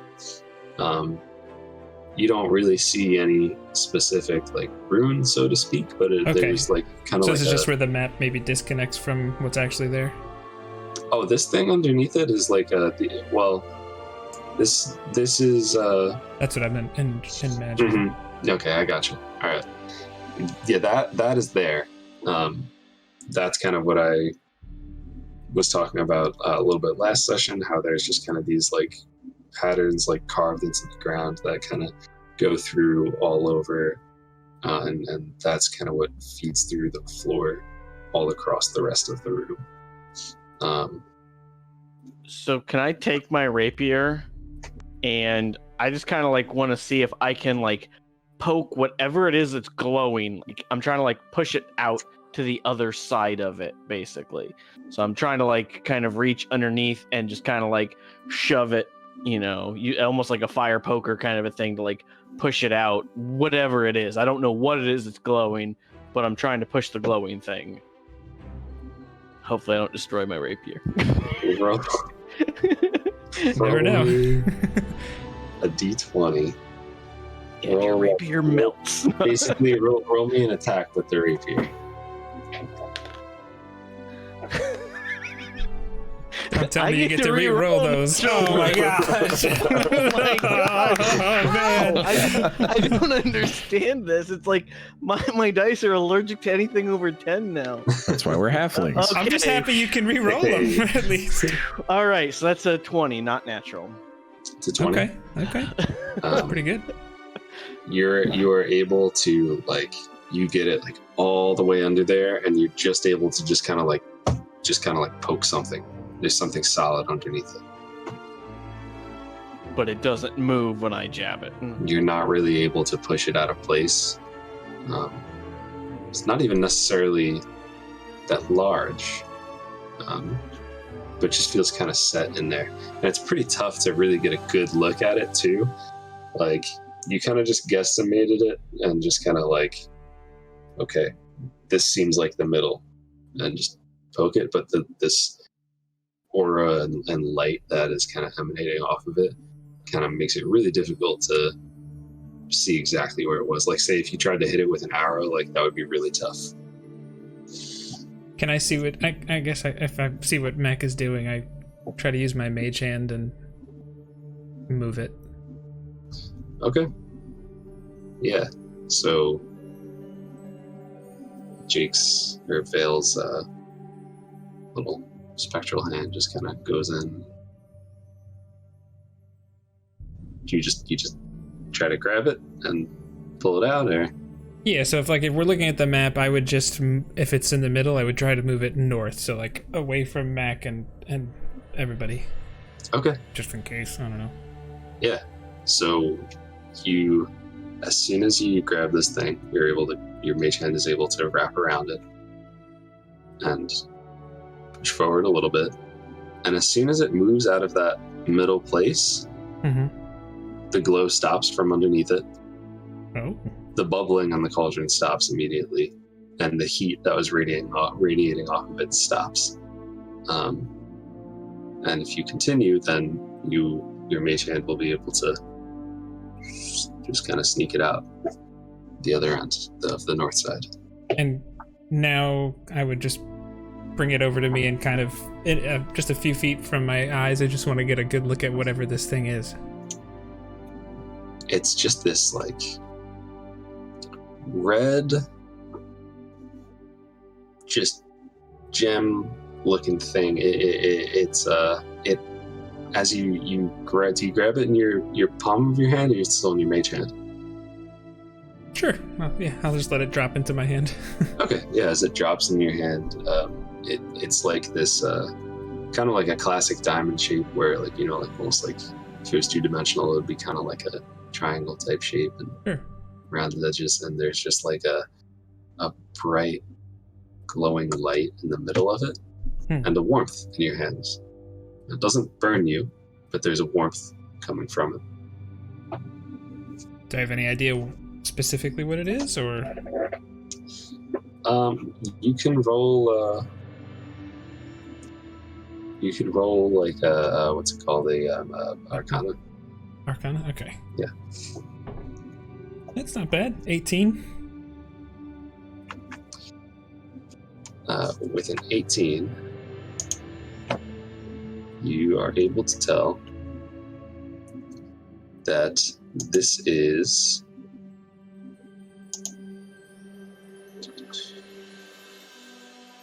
disappeared. This is a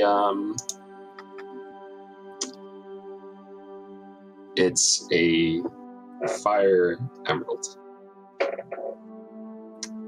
So it's like a very rare type of thing, and there's almost like from the stories that you've heard and just like whispers that you've heard about this, it's kind of like a gem that had some elemental energy inside of it.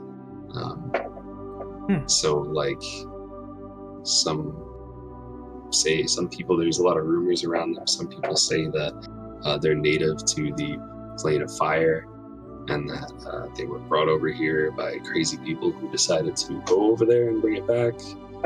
Some people say that, it's just a rock that people did a lot of research and experiments on that created it, and there's all sorts of theories as to what it is, but there is an energy inside of it to create like this burning fire, and yet it's only just warm to the touch. Vale explains all of that with a sense of wonder, and he just like holds it out if anyone wants to. Melly's right there, so he just offers it to her. It's warm, but it won't hurt you. Melly will reach out and take it from him. So, I take it this was the source of the heat? I think that might be safe to say.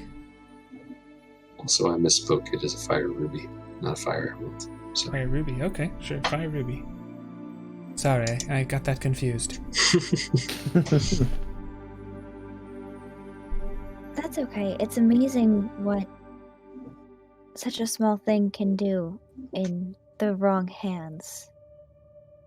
Yeah, Vale is just looking, as it's in your hand, he's just kind of looking at it, and his brow furrows a little bit, and based on the weeks that you've had, you can tell, like, he's just got some gears churning in his head right now. Like, I wonder if I might be able to put this to a different kind of use. And you said the cauldron has stopped bubbling at this point, correct? It has stopped bubbling. It is starting to turn from this pinkish color to like a dark gray looking color. Like just a old, rotten nastiness. What about the fumes coming off of it? Fumes have stopped. There's no more smoke rising. Melly, it sounds simple, but good call. Yes, Vale just kind of like smiles ear to ear, and he's like, "You did it!" And I say, "Good job!" Now you for a high five. She gives a low five in return. So I whiff completely. No, it's just right for you. Oh. Yeah, short joke. Okay. I would say that's Anyways. a low blow, but Yes, that's amazing. Well, I would love to be able to take credit for figuring this one out. I had help from those who've guided me. And Echo, do you want to look at the ruby? I think things like this are out of my hands. I think I'm all right. Risked my hands a couple times today. I think I'll pass. But thank you. Right. Val, would you like it back? You said you could think of a better way to use it. I've been trying to piece together some things from that book we found. I feel like I might be able to come up with something. Depends. But this might be just the thing. He says, yes, so if you don't mind. Not at all. As long as, Mac, you didn't have something you thought you could use it for? No, I don't think so. I mean, I might be able to use it in potion, my poison making, but I can probably just use a campfire, for that just as easily. So it would probably be more useful with him. All right. Well, takes it, puts it in his pouch.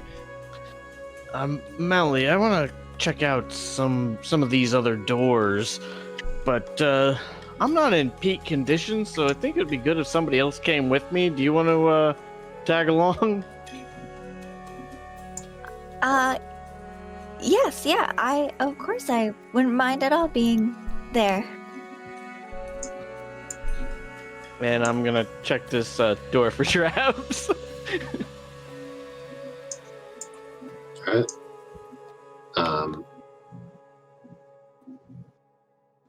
Is that an investigation or perception or did you not want me to roll? I'll let you choose this one. And then that's a 19. It's a 19? Yeah. You notice that right in the middle of this doorknob, there is like a pin type thing loaded on a spring, so that if you were to turn that doorknob, the pin would poke out and break the hand that grabbed it. I point this out to Melly. Just be like, oh wow, this door's actually trapped. And can I disarm it? I would prefer to try to disarm it if possible. I mean, I guess I could try to open the door and just not be in the range of the pin, but Sure. What do you think you would do to try to disarm it? Do you have any ideas for like what Mac would do? I mean, I have my thieves tools, so I might try to see if I can like either use the tools to like pop the pin out, or to possibly like, I don't know, I don't want to say dismantle the doorknob, because obviously we still need to be able to open the door, but to possibly remove the pin somehow without releasing the spring. Okay, sure. Yeah, why don't you roll me Dex with proficiency? Unless you have a double proficiency in Thieves' Tools, in which case it would be double proficiency. I don't think I have. I think I just have regular proficiency. Okay. That is a 23. Oh yeah, you were easily able to. You kind of just like sneak the one of your lockpicks in there, and just kind of you're able to block the spring there, and then you kind of just, while you have that spring depressed, you're able to just sneak in and just grab that pin out and take it, and the pin is now in your hand. I just want to slide it into the poisoner's kit, just you know, put right. it in there. Just Sure. You know, you never know when you need a good pin. Yeah, absolutely. And then I open the door. Okay. Yep. Yeah, you do so. Good job.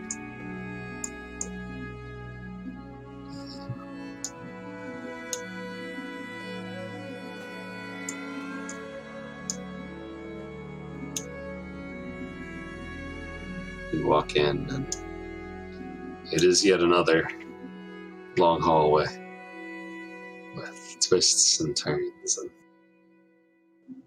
who knows where it leads to. I'm really gonna get my pedometer goal in today. As a D&D joke.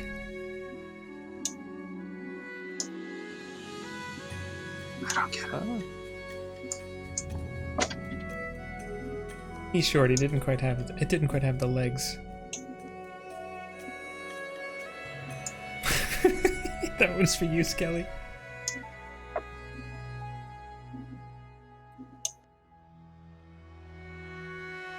Is Melly? Are you following Melly? Yeah, just it's not loading. Okay. Oh, okay.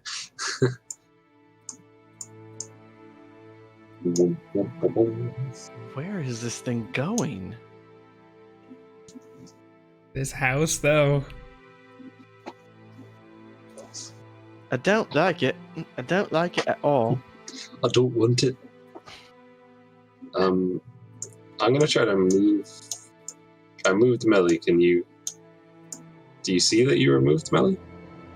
It is on my screen for the stream, Nope. at least. Alright. Well, you might be able to just see where everybody is on Yeah, if you look at the mine and Discord. yes. I mean, if she's following me, I can keep moving her with me, and then we Yeah. can just, you know, that also works. go from there. Oh, we have capability now. I can see it.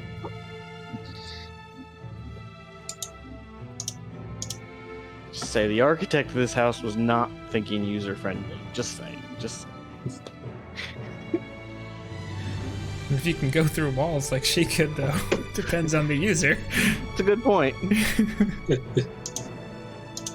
And I am actively checking where we're walking and above us. I don't know how much above us, but like how high the ceilings are, but How high the ceilings are. Okay. Alright. As you walk through the opening, you see a room with just the candles lit. on the I ground. don't like that music change. Some sort of circle in there with patterns drawn out. It's almost as if is that blood on the ground? Oh my god. Blood splattered on the ground too.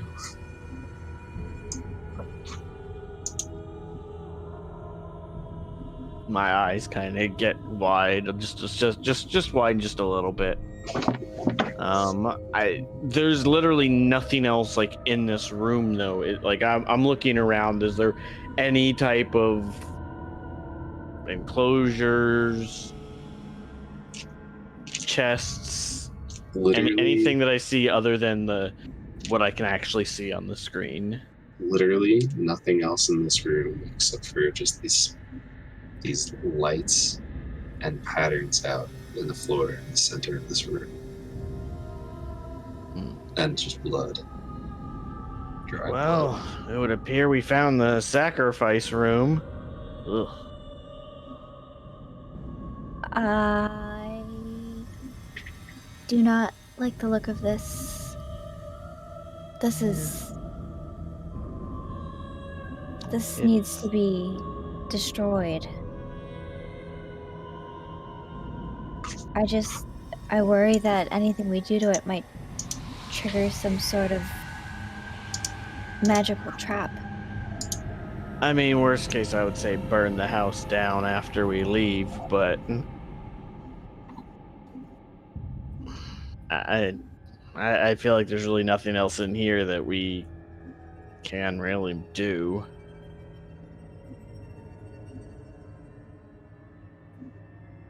Does it look like this circle is like complete still, or does it look like any part of it's been like scraped off? You know, like when you break like the circle in Supernatural. It looks mostly complete. As far as you can tell. Does Melly recognize any of the like symbolism in it? Roll religion.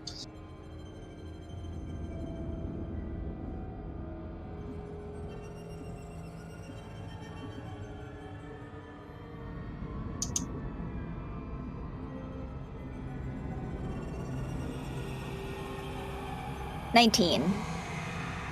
19? Mm-hmm. You don't know specifically the origin of it. But you know that it's old. Very old and very dark. Nothing good.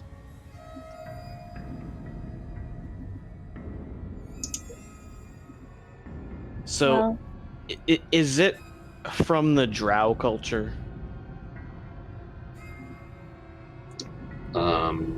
If it is, then I would say I would like to roll. If it's not, then I feel like there's no point in me rolling because I would not know.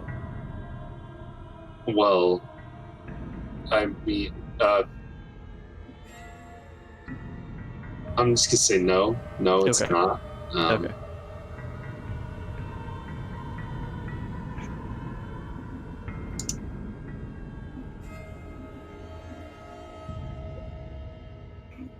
Well, I think we probably should just finish exploring this house. I feel like there's nothing more in this room that we can do. I agree. I don't like being in here, but we definitely need to make sure before we leave that we destroyed this. It's very old and very, very evil.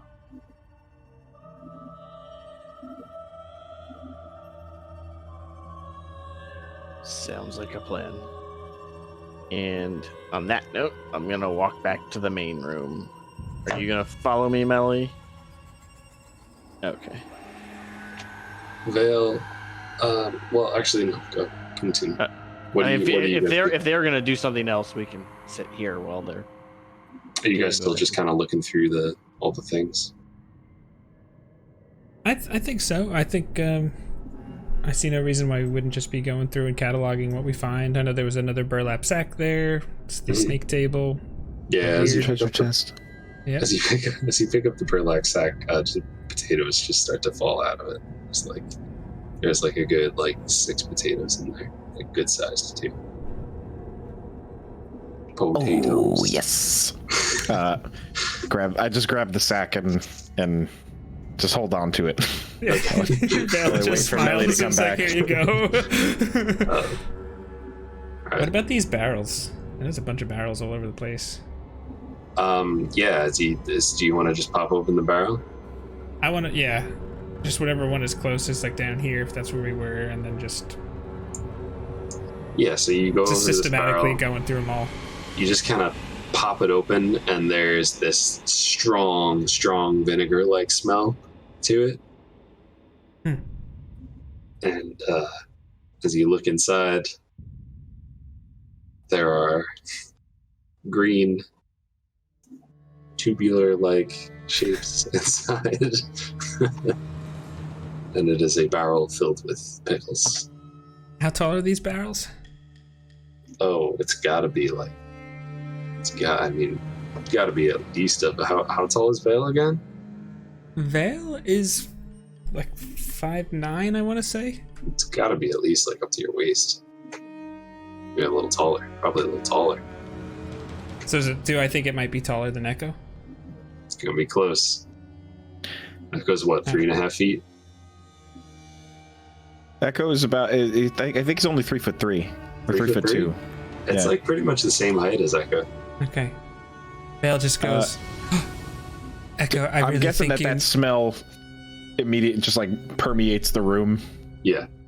I think the Echo. moment that the top of the barrel comes off, you just hear and see Echo. Just with a Vale? quick smell and a whip of his head. Vale turns and looks at him with like he's seen a ghost.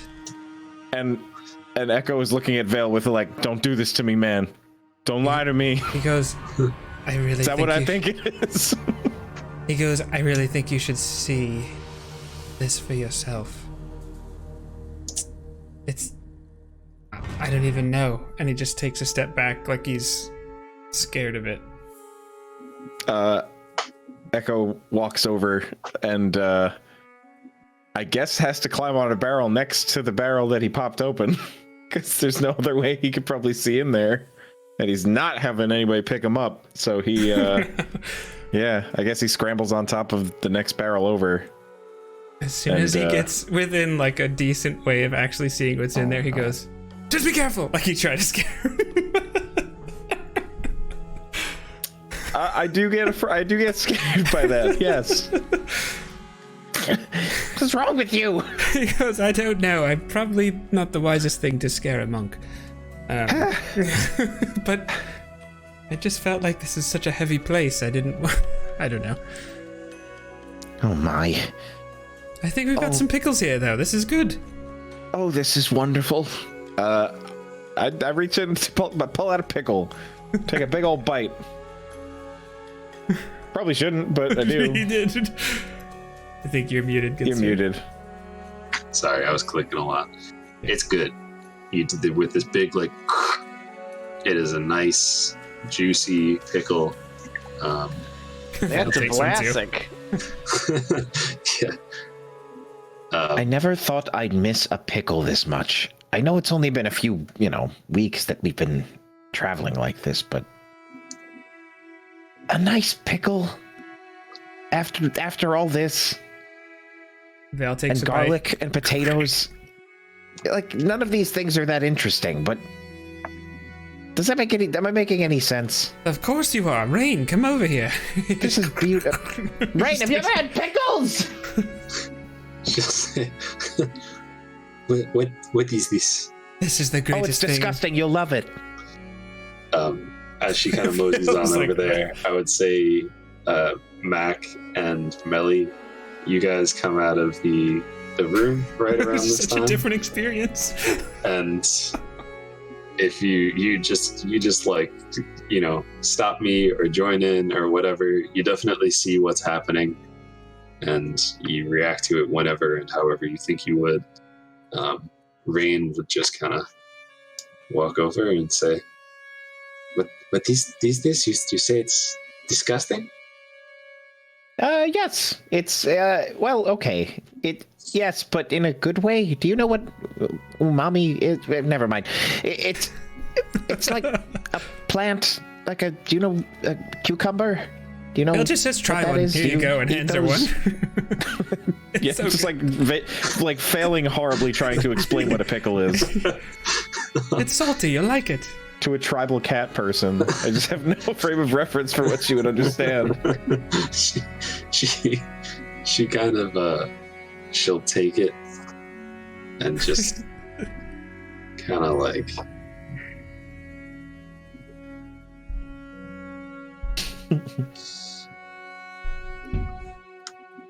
and just kind of like, and at first she's like, and then she's like, yeah. I've never had anything like this before. This is very good. This In a gross sort of way. it is very good in a gross sort of way. What did you call this? Wait, did you say pickles? And you see me run over there? Bale's just like, yeah, we've got pickles over here. And you see me just kind of like trying to reach over the bucket. Bale and gets grab one for him.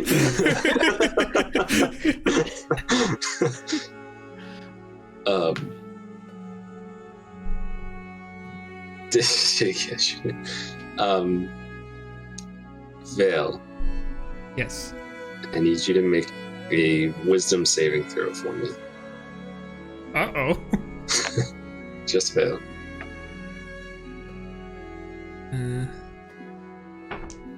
Nope. That's a 5. Yeah. You feel compelled to start just walking over up to the top left, through the door, and over towards the To where they were. to where they just came from. I start walking. Yeah, and as everybody's focused on the pickles and Mac, did you try the pickle yet? Yes, I did. What'd you think? It was delicious. Is Melly Pickle. eating pickles too? Well, I don't think Melly would have been able to be as caught up in the joy of finding pickles because she was able to tell how bad that ritual room was. That's pretty disturbing. So she's not really paying attention to all of the pickle hubbubaloo. Okay, so you're kind of just like you just saw a ghost, like they're doing their thing and you're kind of like, you know the gif of the dog that is looking at cupcakes but they like change it so that he's actually reliving Nam. Like that's what I imagine your face is kind of like. Yes. And Vale is just gonna walk and walk. Would any of us have noticed that he walked away? I think it's fairly safe to say that Echo is pretty focused on the pickles. Mhm. I don't know if you think differently, but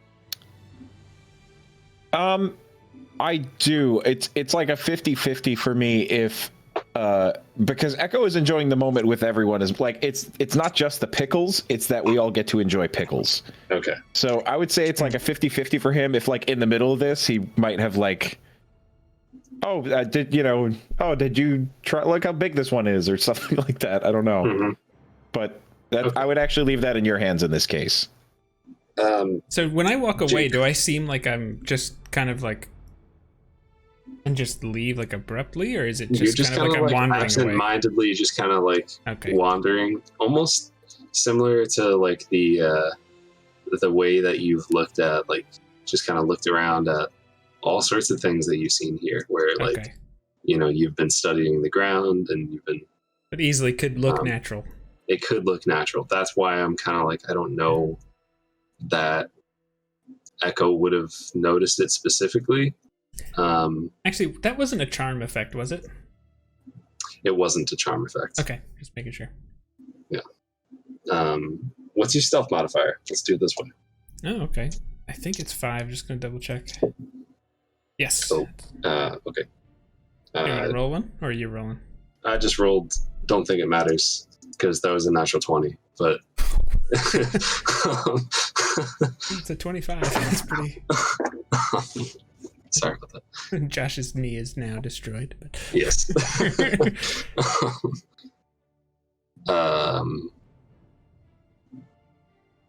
But that would be Echo's passive is a 13, correct? Yes. And Melly, what's your passive perception?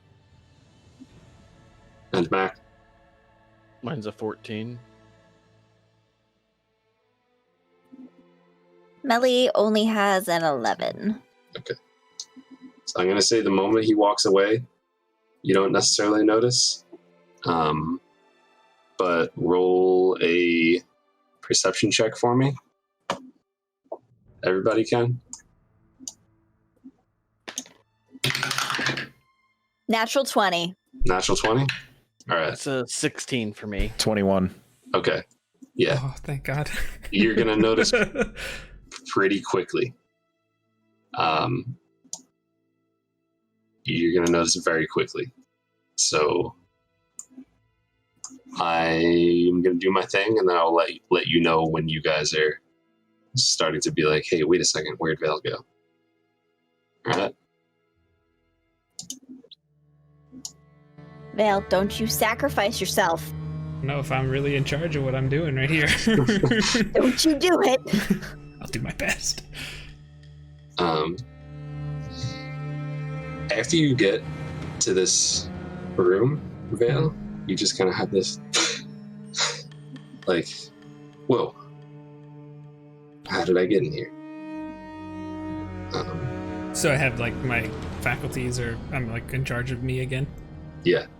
Okay. And you hear in your mind, who is this one? You carry my mark.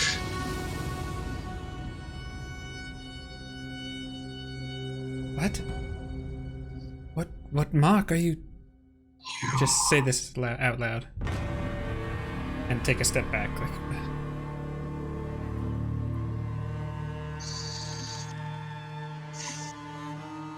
the time is almost here. It's drawing very near. Are you friend?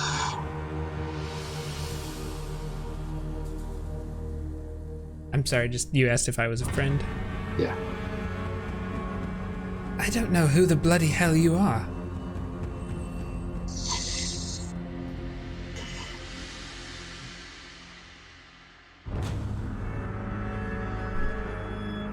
There is so much that you do not know. So many parts in motion, plans, things working. And you know so very little.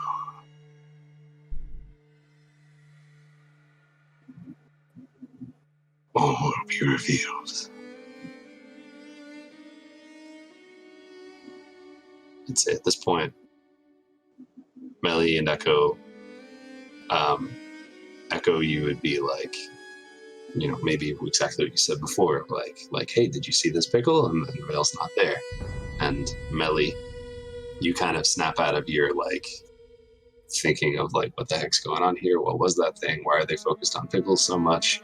And be like, did I see Vale walk past and go over there?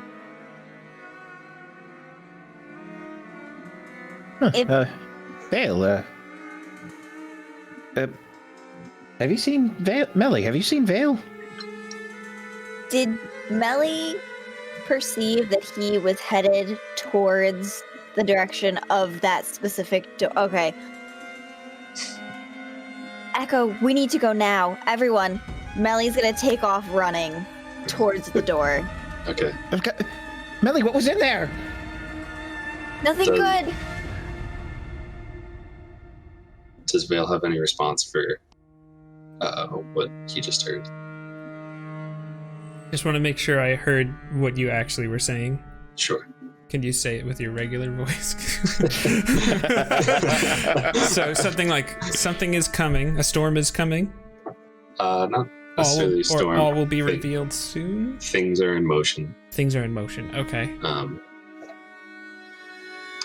Plans moving forward. Basically, things are happening. All will be revealed soon. There's much to be known. You know so very little.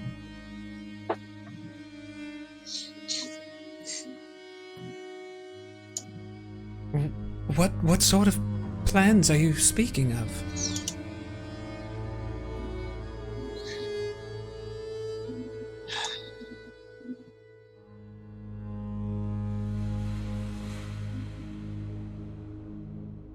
A moment will come where you will need to make a decision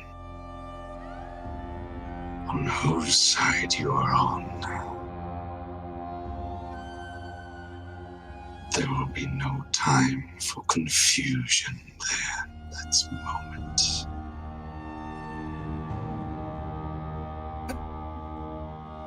What mark are you even... Who are you? You're already on the path to find me. Keep following, and we shall meet soon.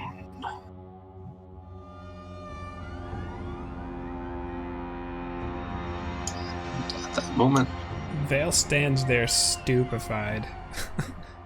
at that moment, I would say, I don't see. Oh, there you are. I was like, where's Echo? At that moment, I would say Echo and Melly, and I don't know if Mac was running along too. The only reason I said the two of them is because I know they were. I would follow them if I saw them going somewhere. At that moment, any person who was following would get there and see Vale. Vale, Do yeah. Vale just kind of turns like spooked. And he's got fear in his eyes as he looks at you. Vale, are you okay? I don't even know how I got here. I heard a voice and...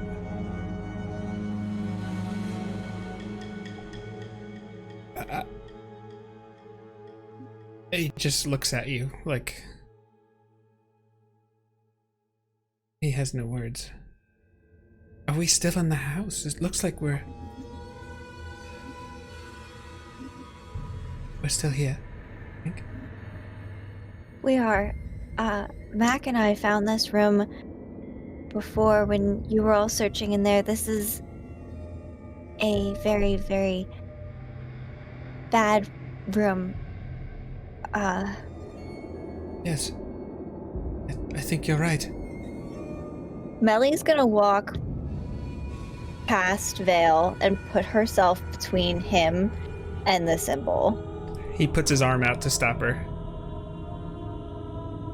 Something is very dark here. I know.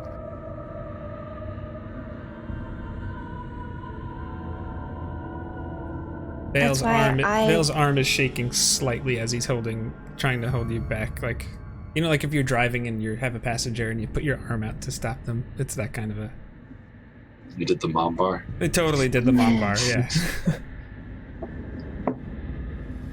Or in my case, to stop the pizza from sliding off. Yeah, it works too, yeah. Yes. Either way, it's precious cargo. Yes. All right.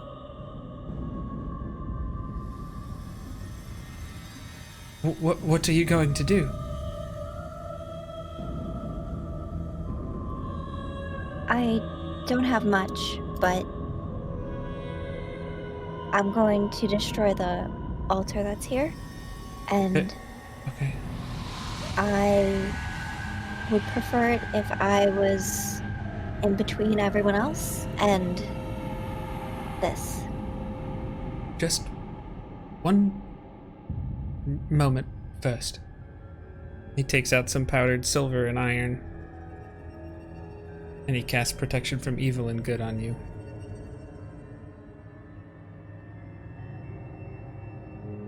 And he takes a step back.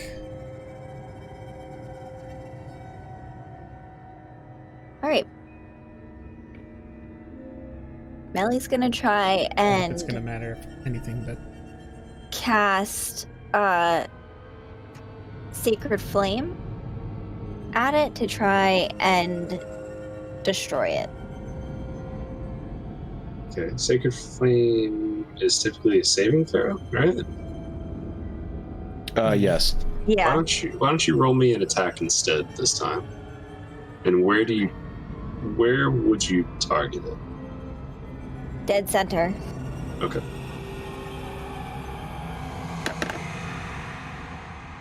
Alright, and then my modifier. Would my modifier just be like the spell It's attack? charisma for you, right? Yeah. So charisma and proficiency. Okay. You got it. So 18. yeah, like you're casting Ray of Frost. Yeah. Yeah.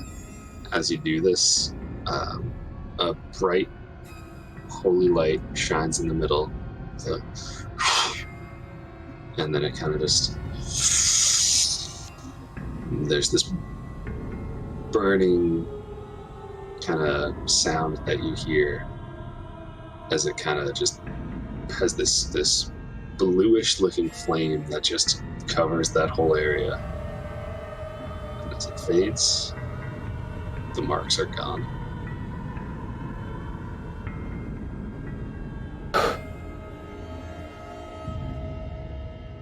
Melly's gonna turn around to Vale and put her hand, like if he'll let her, she'll just like grab him by the shoulders and just be like, Yeah. Are you okay? I think so. I don't feel any pain, but whatever this is, I heard a voice in my head. It sounded dark and something about events are in motion and we don't know anything, but I think it said something about me carrying a mark. But I don't know anything about that. Can we pause for a half a second? Did Rain come with us, or is it just the four of us? Rain would have followed. I didn't grab her token, but Okay. she's kind of... She was back at the barrel stuffing her face with pickles. She's like, this is great. I would say, based on all the situations that you have been through with Vale, this is one of the first times you don't see him seem very self-assured, and his confidence is very shook. And was the But I think voice, only Melly would see that right now. was the voice in his head, or was it actually spoken aloud? I know he said in his head, but I'm just... Okay, You didn't hear anything. good point. No, I'm just telling you. You didn't hear anything. Okay. Now, I was actually banning someone in chat for putting like a weird YouTube link before. So, was there? Did I recognize the symbols on the ground? Like, was there like a check that you had? Would I remember? Or was it just kind of too all over the place for me to focus? With the stress of that moment and suddenly being thrown in there, you know what? I think those images will be burned in your mind forever. So why don't you roll a religion? Okay. 7. No, not really sure. You know what they look like. You think it'll stay with you for some time, but You're not quite sure the origin.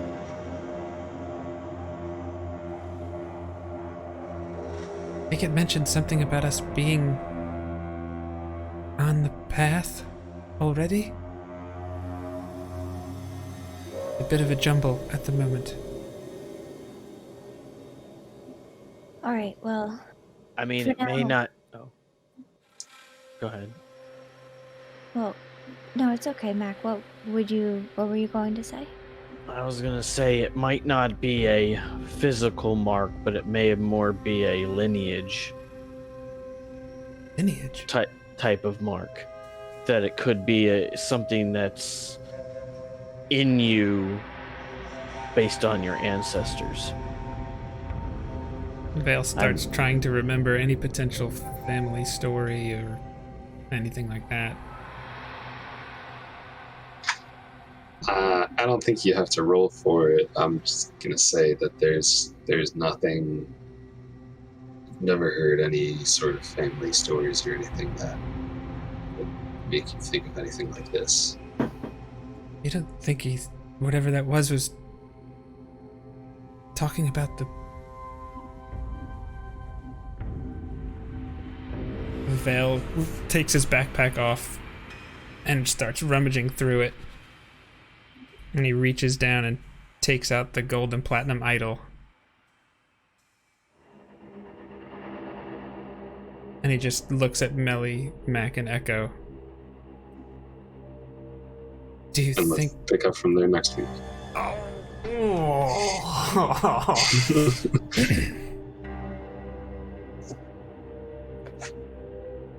Oh my god!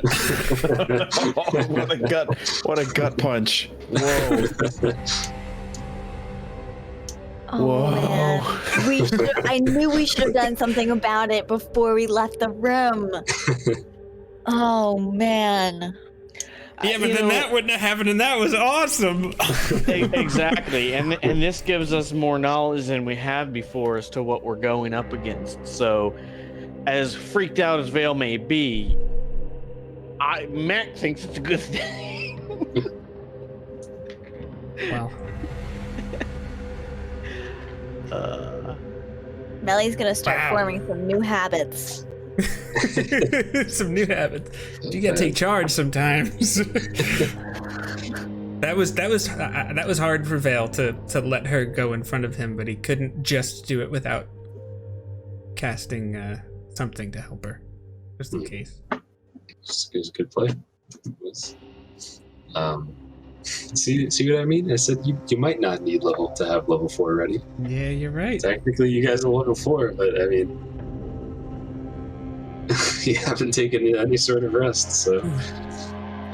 And Dice in chat, I think if I'm not mistaken, I'm not sure. I think they came in during Broman's raid. Oh, okay.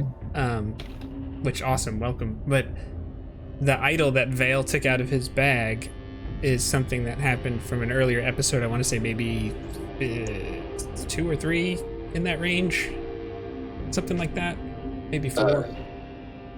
But early. But we have 2 or 3. Yeah. If you go to Rare Drop's YouTube, they have the videos here, episode 3. Yeah. And then also for JnJtabletop, it's on the screen right now. We have a playlist of just this particular playthrough there if you were interested in catching up.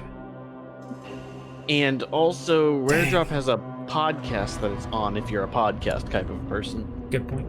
Yeah. If you do command roleplay, I'll take you to that section of the website. I'm going to put that in right now. Yeah.